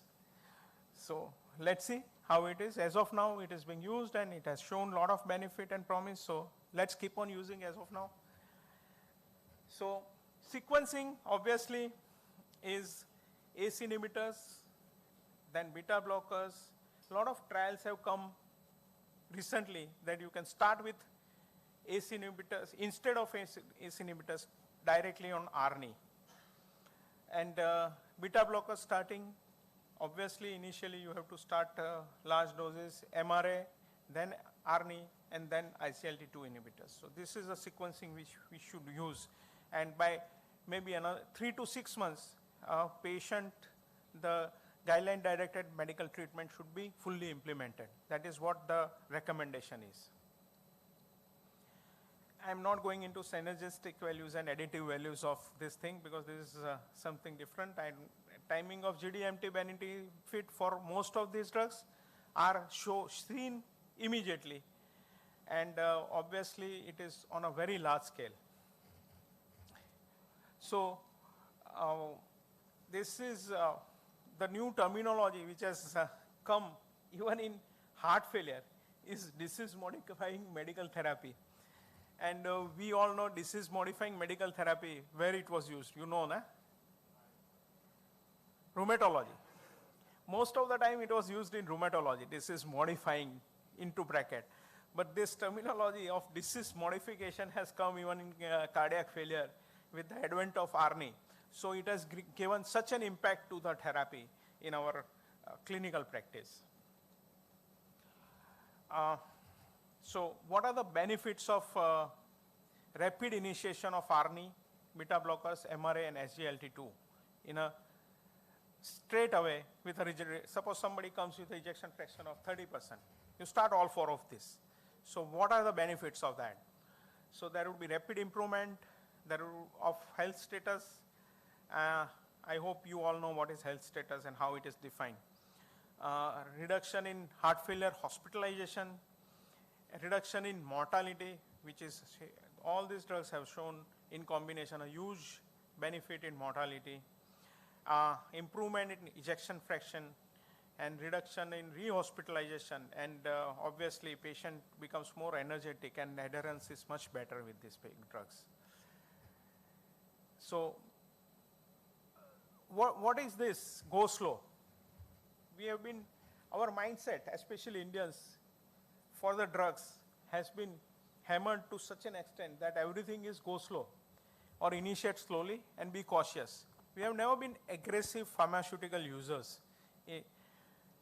Like, I hardly see a prescription. Every day I see at least 30, 40 prescription. I hardly see a prescription with rosuvastatin 40 milligram daily. Maybe 1 or 2 prescription I see. Okay, so that kind of aggression to treat a disease is never seen in us. So we are always a go slow mentality. So we should remove it in our minds.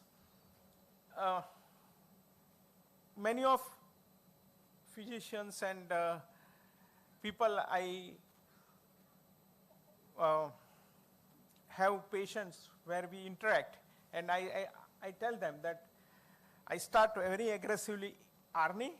After 20 days, patient comes back. ARNI is stopped. The reason is creatinine has increased.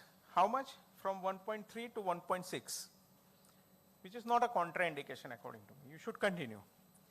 Other reason commonly found? Hypotension. What is hypotension? 100/70 from 120/80. So they consider that as hypotension and stop drug. And this is so commonly seen, and unfortunately we stop it and we lose the benefit what we should get out of mortality and morbidity of this patient. So this is how the mortality benefit is seen. 2-year mortality benefit is almost 25% with ARNI, 16% with beta blocker, 11% with aldosterone, and 10% with SGLT2. So that is how the mortality benefit is.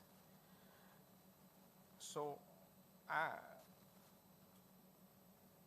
I'm not going into detail of this because I know you all are hypoglycemic, and I don't want to make you more hypoglycemic by straining your brain to a very great extent.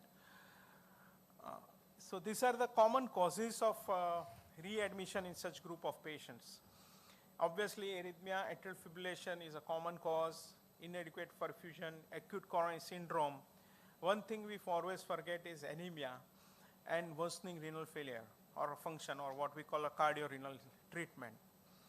In challenges in India is also cost of treatment, suboptimal treatment, and lack of palliative care and lack of data, which is also very important. And there are certain things which happens is Ayurvedic, non-adherence to medicine, switching over to Ayurveda, non-adherence to diet and fluid restriction, inadequate follow-ups. So these are the common factors in us, which is seen.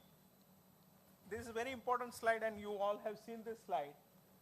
just print this slide in your mind because that's very important to understand that obviously the drugs for management of heart failure always revolves around ARNI. I have removed ACE inhibitors now from my lectures. I don't feel it is right. So ARNI, beta blockers, MRA, SGLT2 and loop diuretics whenever required. So obviously these are the mainstay of therapy of heart failure. Few things I would like to add digoxin only in patients which are very resistant, otherwise it is I would put it in a way relatively contraindicated drug for elderly heart failure patients. Except for very resistant heart failure or patients in AF, you may use it sometimes, or maybe valvular heart disease with AF. Hydralazine, we are not using much, but you can use it. One thing which we are not using it is iron therapy. Every day in our hospital, 2 to 3 patients are receiving iron therapy now. Every day, I'm telling. It is a must that your serum ferritin less than 100 or transferrin saturation less than 20%, you have to give iron therapy to all these patients. Again, I'm stressing iron is one of the, especially in Indians, I feel it's very important. I have seen dramatic improvement with such patients when you give iron therapy to all these things. And ferric maltose, FCM you can give. And oral anticoagulation, obviously, whenever it is indicated, you have a LV clot or atrial fibrillation. Anticoagulants, especially NOACs, can be used in such group of patients if you don't have a valvular heart involvement. And obviously, with CAD, you use the routine treatment for CAD. There are various trials in this which is already ongoing. We started with Paradigm, HF and Pioneer, and now we have huge number of trials which has gone in. And obviously, this is how all-cause mortality reduction with combination of the drugs. And these are the various therapies which we should use. I'm just going through some clinical scenarios now. There are 55-year-old male patients with heart failure and atrial fibrillation with preserved EF. He is on ramipril, carvedilol, spironolactone. Would you start sacubitril? It is a heart failure with a preserved ejection fraction. Would you start ARNI?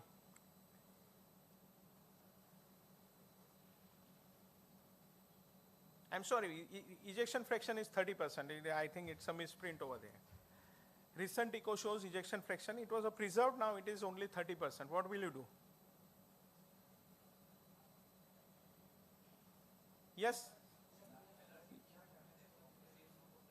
Yeah. So only risk is angioedema in such group of patient. Okay. So we all know the contraindication of ARNI.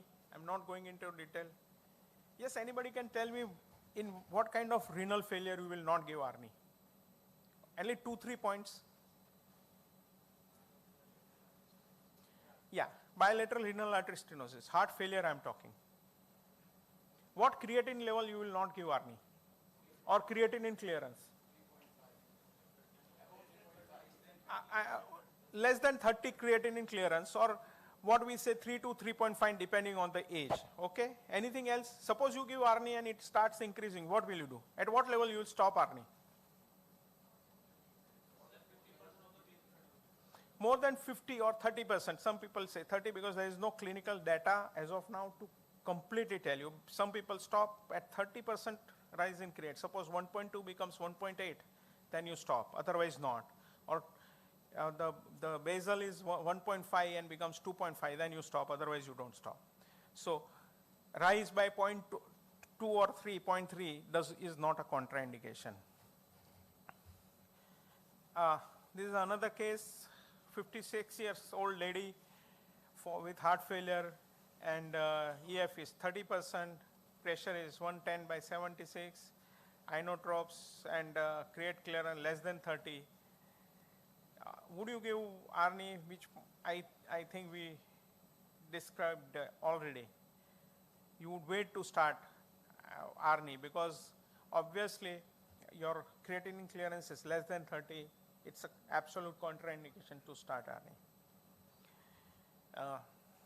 Obviously, criteria for ARNI and ADHF, we have to understand that anybody with a systolic blood pressure of more than, I would say, 60 to 70% of our ICU patients now started with ARNI.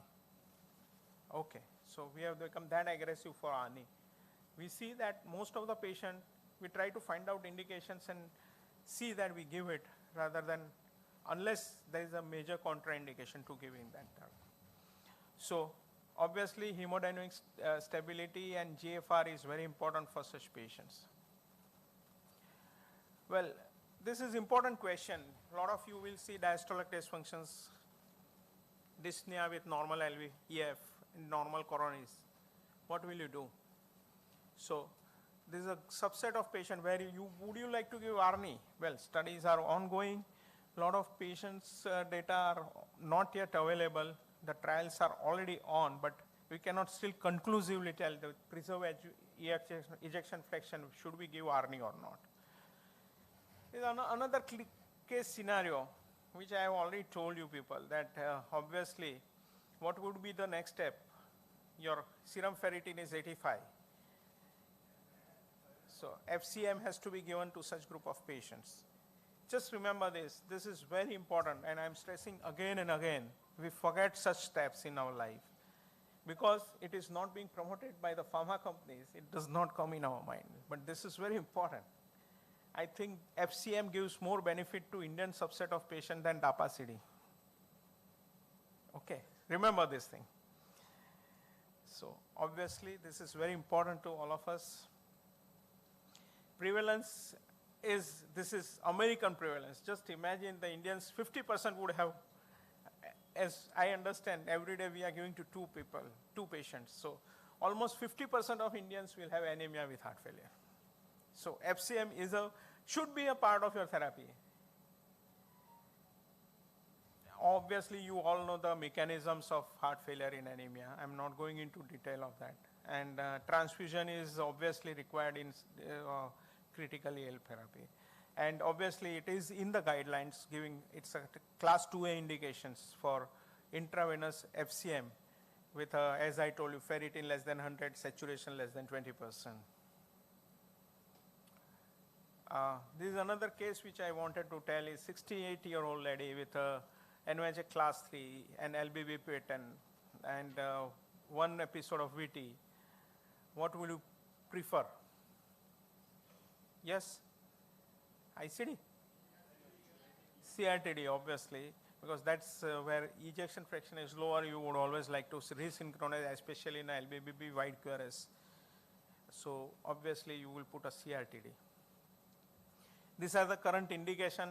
Unfortunately, in India, you can't follow these indications because very few, maybe as per the data, only 2% of the Indian patients who need CRTD or ICD receives that thing. So that's a hard reality for all of us, shining India.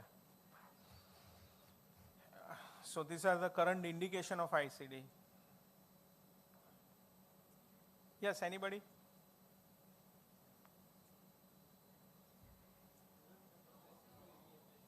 No, it does. No, it is not required. It is not necessary. So, this is what it is, okay? This is case 5, 48 years old gentleman admitted for ADHF. And he's already on optimal dose of ACE inhibitors and beta blockers. What would be your next advice? You get the question, right?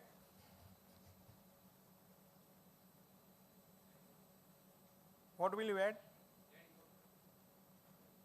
Amiodarone. Again, going back to see, there is monomorphic NSVTs. So ivabradine will not control NSVTs.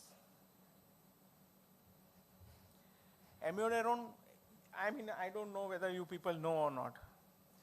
The way we are using DAPA-CD, when amiodarone was introduced in 1992 or so, you know, we used to give amiodarone to all patients with cardiac failure. Yeah, today you are laughing, but it had a preventive value for ventricular tachycardia. The trials had shown benefits, and amiodarone was used for all cardiac failure patients because most of the death in cardiac failure is because of ventricular tachycardia. And amiodarone was, I have used it in KEM for almost 3 years in so many patients. Amiodarone, titrate dose, 1 month, 300 milligram, then 100 milligram daily for so many patients. Today we are laughing because we know it's not required or indicated. But that's how science always evolves and comes out with newer guidelines and newer strategies. Absolutely, that was because we were not able to afford poor man's ICD, and everybody used to receive amiodarone. ECG in heart failure markers, we all know, I mean, I don't want to go in detail of that. This is the last case, I suppose, I hope so. ECG shows evidence of atrial fibrillation and also revealed evidence of atrial fibrillation. Blood pressure is 90/60 and LVF is 25%. What would be your next step? Cardioversion, DC shock, intravenous amiodarone, or digoxin. Atrial fibrillation in a 25-year-old lady.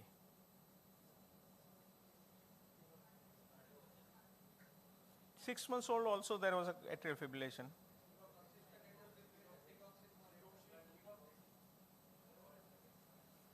You have to try once in all such patients to revert it, what we call chemical cardioversion, okay? Because digoxin will kill your chance of reverting it.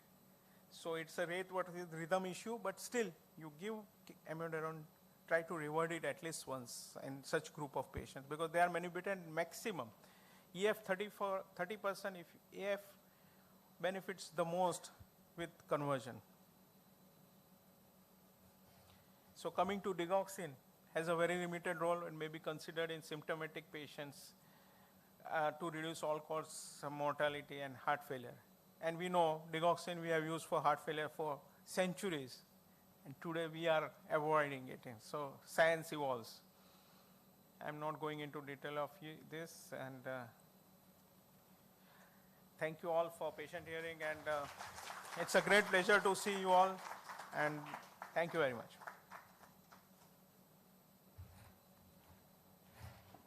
Thank you, Dr. Darshan Mankar. I would like to request our chairpersons to felicitate Dr. Darshan Mankar.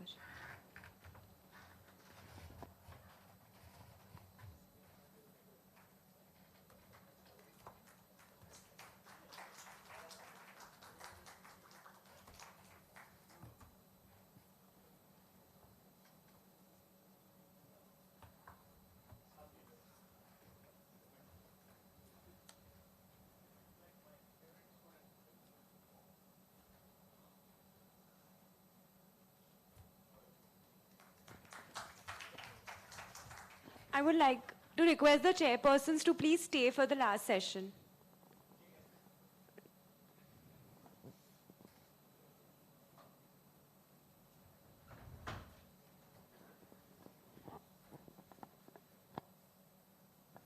And now moving on to the last session for the day on non-STMI and management guideline, I would like to request Dr. Mihir Tanna to come on stage. And Dr. Pragnesha will introduce Dr. Mihir. Dr. Mihir Tanna is a DNB cardiologist. He is practicing at the Rajkot with the Olympus Hospital, and he is the owner and director of the Olympus Hospital. And it's a pleasure and privilege to meet old friends. Basically, we are in the same batch in the MBBS. Yes, Dr. Mihir, please. It's yours.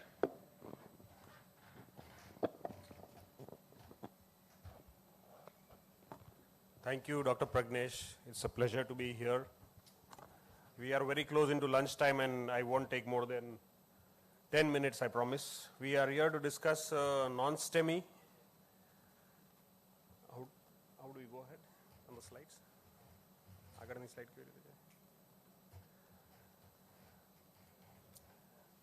non-STEMI a part of acute coronary syndrome where we do not see ST elevations, but usually we see ST depressions. And that is how we consider the diagnosis of it. How is it important to study, or what is it important in non-STEMI? Because in India we see patients with non-STEMI, they have a higher mortality compared to the Western patients. They have a longer time to reach to the hospitals and lower rate of interventions, although the scenario is changing a bit with social schemes and more cath labs being established. So we are lucky that way. Clinically, the pain of non-STEMI is prolonged, probably more than 20 minutes. It's new onset patient, new onset chest pain, or recent destabilization of pain in a patient who previously had stable angina, or it is crescendo, the intensity and severity and the duration is increasing. So any of these criteria satisfies the clinical pain characteristics for non-STEMI. Obviously, as cardiologists, we are used to seeing ECGs. If the ECG is normal, then it's not relevant, but if the ECG shows mild depression, then the next step is to do troponins. I'll talk a bit about the troponin, and if the troponin is high and increasing, then we categorize it as a positive ACS non-STEMI. Whenever we see a patient who has chest pain, we have to first analyze the high sensitivity troponin, which has more sensitivity and greater negative predictive value compared to the routine troponin that we do. If the pain is more than 6 hours duration, but the troponin comes negative, then it is unlikely to be of cardiac origin. The chest pain is likely to be something else. But if the pain is less than 6 hours duration, and if the first troponin comes negative, we have to repeat it at 3 hours.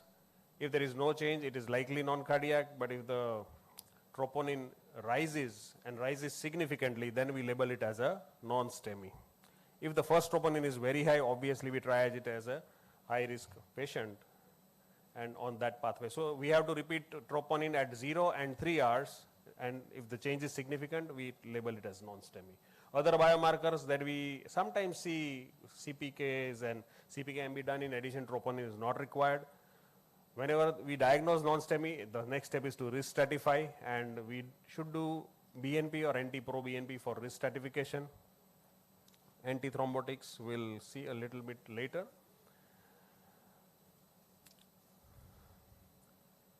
These are the two scores which we use to risk stratify patients. The TIMI score, which is time tested, we have been studying it since a long time, which takes into consideration the age, more than 3 CAD risk factors, known CA stenosis, more than 2 anginal events in 24 hours, or ST segment deviation more than 0.5 millimeter.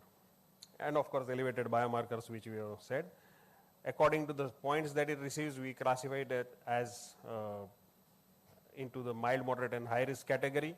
Scores more than 5 are high risk category, which are likely to have more than 25% chances of cardiac events or mortality.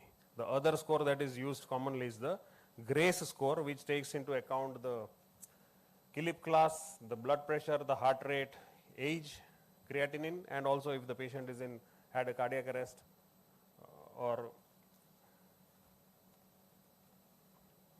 elevated cardiac enzymes as mentioned previously. And we just need to remember that any score which is more than 140, there is a 3% risk of in-hospital death immediately during the hospitalization, and if it is more than 118, there is a more than 8% chance of mortality within the first 6 months. So that's how we risk stratify these patients. For patients who are low probability for non-STEMI, we use further imaging modalities like stress test, preferably imaging based, or CT coronary angiography also has a role in patients who present with negative biomarkers but a suspicion of cardiac chest pain. So we should keep a low index, low threshold for getting a CT coronary angiogram done as well. Acute phase management, most of us are familiar with most of these things, nitrates, beta blockers.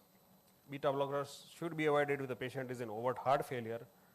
IV nitrates if there is associated hypertension. For Prince metals or vasospasm is suspected, then we should use calcium channel blockers along with nitrates and avoid beta blockers. This is a chart showing the usage of anticoagulation and antiplatelets. Now we have to define whether the patient falls in the mild, moderate or high ischemic risk and simultaneously assess the bleeding risk. If the patient has a very low bleeding risk but a high ischemic risk, then we should continue antiplatelets, aspirin and prasugrel, aspirin and ticagrelor, or aspirin and clopidogrel, either of these three regimes for 12 months and even beyond. But if the bleeding risk is high, then we may continue these dual antiplatelets for 3 months and then continue single antiplatelet beyond 3 months. If the patient has a very high bleeding risk, we use the CHADS2 score as and the Has-Bled score to classify that. It is very high bleeding risk. We should use dual antiplatelets for the first month. Beyond that, we should use only single antiplatelet. GP2B3A blockers should be used only as a bailout during PCI. It is not recommended for medical management. And prasugrel is a P2Y12 inhibitor which scores over clopidogrel or ticagrelor in patients undergoing stent implantation. Some patients that we receive have already received subcutaneous heparins previously before they come to the hospital. These patients during peri-intervention course should undergo enoxaparin IV. Bivalirudin is no more used, hardly ever used peri-procedure. Coming to the revascularization strategy, it is classified as immediate invasive strategy or early invasive strategy versus conservative or ischemia guided. These are the two strategies. Those patients who have very high risk factors like hemodynamic instability, cardiogenic shock, recurrent chest pain, life-threatening arrhythmias, mechanical complications, these should undergo immediate invasive strategy. Within 2 hours, they should go to the cath lab. Those patients who are not very high risk but are high risk should undergo cath procedure within the 24 hours, depending on the availability of cath lab near about. If the patient presents with out of hospital cardiac arrest and is resuscitated, then it is recommended to observe the patient for a while rather than immediately taking to the cath lab, because their neurological status or renal status need to be ascertained before we subject them to angiography and interventions. Procedural aspects, I would not go into too detail, but radial access for everybody, drug-eluting stents for everybody. And choosing between angioplasty versus bypass is done according to the criteria in patients of stable CAD, the syntax score, the complexity, the diabetic status, the multivessel or single vessel, and the LV function status. So if the patient has a single vessel disease or hemodynamic instability, then PCI is preferred. If the patient is stable, has multivessel disease and LV dysfunction, CABG is preferred. Complete revascularization is advocated during the hospital course. This is a chart to show if the patient lands to a PCI capable center and has a very high risk, falls under the very high risk criteria, he should undergo immediate invasive. If he falls under the high risk, then an early invasive strategy. If a patient presents to a non-PCI center but has very high risk criteria, the patient should be transferred immediately, and in high risk it should be transferred on the same day within 24 hours. In addition to medicines and angioplasties and interventions, cognitive and behavioral interventions, including a multidisciplinary approach, which includes doctors, nurses, psychiatrists, counselors, dietitians, all these should be involved in the care to prevent for secondary prevention after a non-STEMI. Annual influenza vaccine is recommended for patients in CAD. This is something that we tend to miss often enough, but we should consider that. In patients of low risk non-STEMI, standard management guidelines, oxygen to be used only if the saturation is less than 90. We tend to have a reflex that we give oxygen to everybody, but oxygen causes vasoconstriction, coronary vasoconstriction, increases the resistance. So it should be given only if the patient has saturation less than 90. Nitrates and other therapies we discussed, but one thing amongst the analgesics, many places, especially in the peripheries, tend to give diclofenac. They are likely to increase mortality of the patient by causing renal dysfunction and causing more coronary issues. So we should avoid diclofenac to any patient who has cardiac suspicion of pain. Beta blockers we have taken, and Amongst the calcium channel blockers, we should use non-dihydropyridine group of calcium channel blockers and not nifedipines. It has been long discarded. Cholesterol management, we should reduce the LDL cholesterol to 55, and if the patient has a recurrent event, we should try and reduce it to less than even 40. I'll skip a slides on prasugrel now. In medical management, prasugrel has no role, but ticagrelor has a significantly lower incidence of ischemic outcomes, including all-cause mortality. So ticagrelor has been advocated for medical care of patients with non-STEMI. Special group of patients, for chronic kidney disease patients, the same diagnostic criteria apply. In treatment, using low or isoosmolar contrast, patients should be hydrated adequately before subjecting to angiography. By and large, CABG scores over PCI in CKD patients who has multivessel disease. Older individuals, the same diagnostic and therapeutic criteria applies, but the medications should be adjusted for the EGFR of the elderly patient. Statins, as I said, we should try and reduce the LDL to 50% of the baseline or less than 55. If the LDL goal is not achieved within 4 to 6 weeks, we should try other drugs like ezetimibe, or now we have bempedoic acid, which is also useful, and PCSK9 cases which has recurrent ischemic events are very effective in reducing the LDL level dramatically. ACE inhibitors and ARNIs and ARBs have been discussed in detail, so I'll skip those, and beta blockers as well. The same medications that are used in heart failure are also very useful in non-STEMI, post-non-STEMI with EF less than 40%. Mineralocorticoid receptor antagonist has also been discussed. We should give proton pump inhibitor to all these patients because they are on antiplatelets and the high bleeding risk for GI tract, so we should keep that in mind. PCI patients should be, non-STEMI patients who undergo PCI can be safely discharged within 48 hours, and uncomplicated non-STEMI patients can also be discharged within 24 to 48 hours. We have this reflex of keeping the patient in house for 5 days to heparinize. Ideally, that is not recommended. The last two slides, the diagnosis with troponins, the risk stratification, choice of antithrombotic, usually heparins, fondaparinux or enoxaparin, all are okay. Bivalirudin is no more used. Frequently among the antiplatelets, prasugrel for patients undergoing stent implantation is the best. Ticagrelor is better than clopidogrel for medically managed patients. Invasive versus selective non-invasive management, patients who are very high risk or high risk should undergo immediate angiography or early angiography. Low risk patients can be categorized and risk stratified, and CT angiography at a later date is also okay.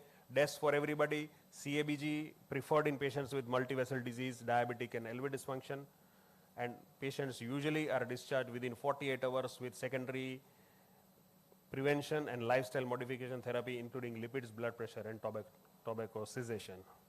Thank you all for your kind attention.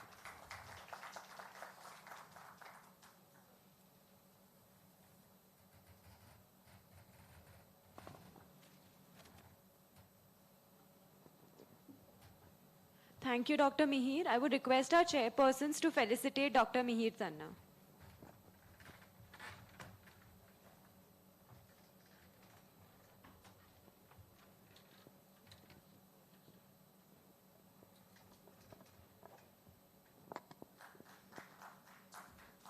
Thank you, Dr. Mihir. I would now request Dr. Mitesh to felicitate our chairpersons, Dr. Abhishek and Dr. Ravi.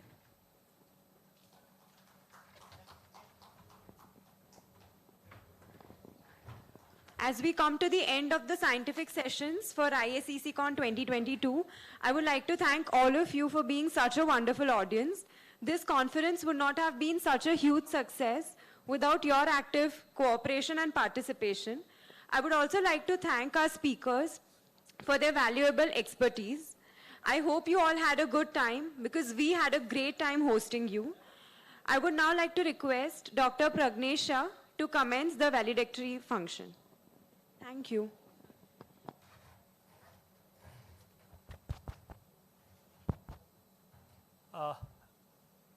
Thank you everyone for making this event a grand success. I would like to thank especially Dr. V.C. Chauhan sir and Dr. Darshan Banker sir to be always there as a mentor for this our 11th conference. Now I request Dr. V.C. Chauhan sir to come on the stage, Dr. Rajesh Rajan to come on the stage, Dr. Sagar Solanki, President of IACCC, Dr. Vismay Parmar, Dr. Avinash Wankhade, Dr. Mohammad Safiq, and Team Vadodara. Without them, I am not able to do this conference. Tanvi, Hitansu, and where is Mukur? Mukur, Mayur, Yogesh, Soyab. I request them, and I thanks VIVANTA Taj. I request Dr. Mohammad Safiq please to be on stage. I request, yes, anybody left? Dr. Mitesh, yeah. I thanks the Taj VIVANTA group for a good hospitality. I also thank the event manager for this conference, Isani Patel. She is still taking pictures, and Master of Ceremony, Hetu Sir. Here I would like to introduce Hetu Sir. Hetu Sir is my daughter. I request both of you to felicitate with the memento, Isani Patel and Hetu Sir. I request Dr. V.C. Chauhan Sir to felicitate Isani Patel. And I request Dr. Sagar Solanki and Dr. Rajesh Rajan to felicitate Hetu Sir.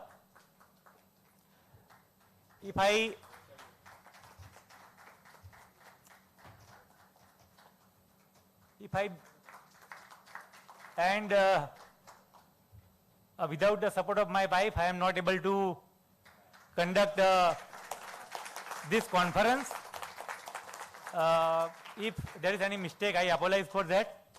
And I am here invite who want to say something about this conference. Anyone, please. Yeah, Dr. Jagnani, please. And I like to, I request Dr. V.C. Chauhan sir first to say something about the conference. Dr. V.C. Chauhan sir, please.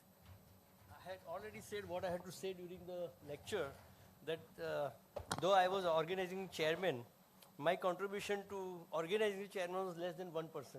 90% was all of you here, and I really thank all of you because you made this successful, and I get indirect credit for that. So really appreciate it. And another thing I have realized that Pragnesh is such an efficient organizer that within 2 weeks he is organizing Iaccon. So that is unbelievable. You have 2 to 2 conferences head to head. Sir is saying that his contribution is only 1%, but the last ball, we need 6 to win the match. Thank you very much. Yeah. Yes, Dr. Jigrani, please. You want to say something?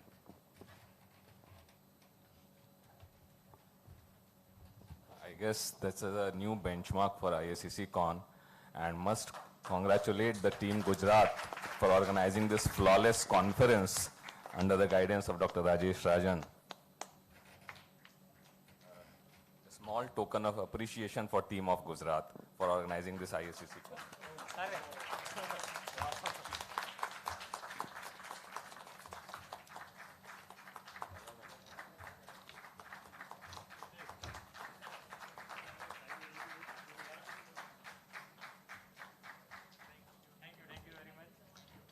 Now it's time to announce our quiz winners.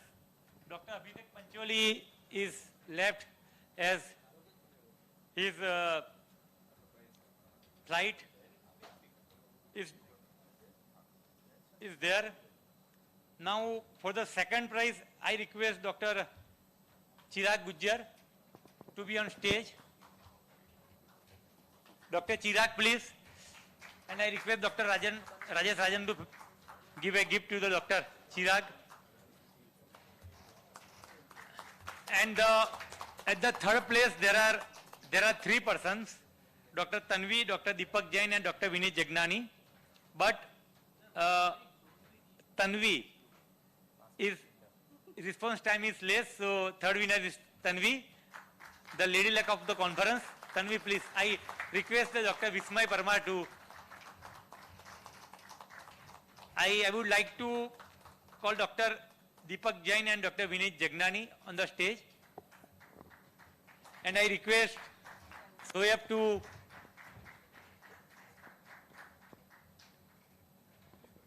Dr. Deepak, please. And I request Dr. Hitansu to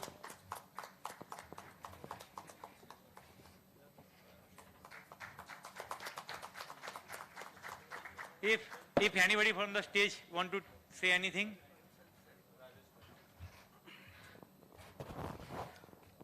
It was a wonderful journey which we started in 2009 when we conducted our first conference in Trivandrum. That time the name was National Clinical Cardiology Update. Then in 2010, Dr. Kaushik Chaki from Kolkata, he's the one who coined the name IACC-CON. Since there from 2010 till 2019, we were visiting various states of India, and we were supposed to be here in 2020, but due to Corona we couldn't come. But it's a comeback conference because we thought IACC-CON is almost gone because after COVID, most of our active members were not in a mood to conduct a conference. Luckily, Pragnesh took up this challenge, and within a short period, he organized, I think less than 3 months, we again reinitiated the conference discussions and arranged this wonderful conference, three-day conference. And first day we had a great visit to statue, and I really wanted to congratulate the team Gujarat for such a wonderful hospitality and the entire other than the online thing which we were expecting to have Dr. Devi Shetty and Professor Vijayaraghavan, I think most of the things went as planned. Because of the connection problems, we couldn't have it, and Professor Vijayaraghavan had recent COVID, so he couldn't join with us. Otherwise, it was a wonderful conference, and thank you very much, and hope to see you all in Hyderabad 2023. Thank you.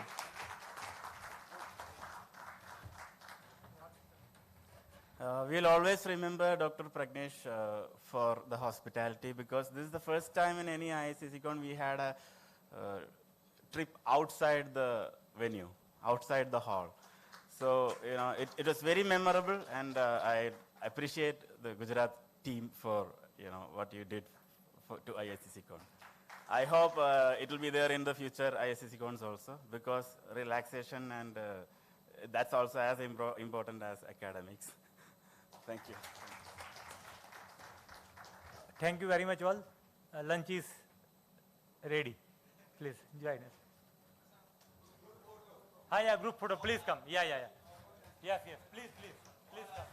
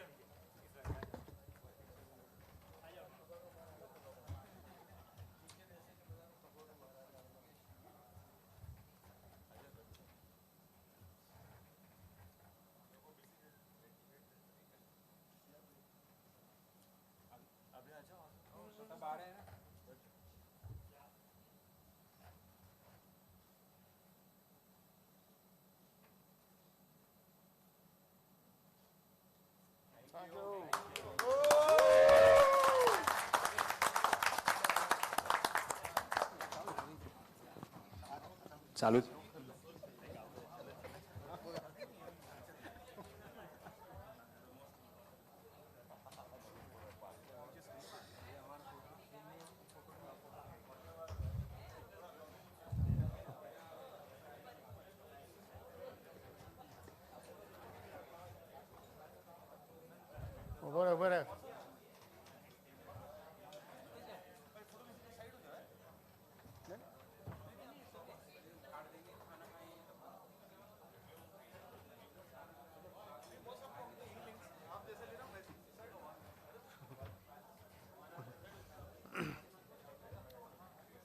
नहीं थियो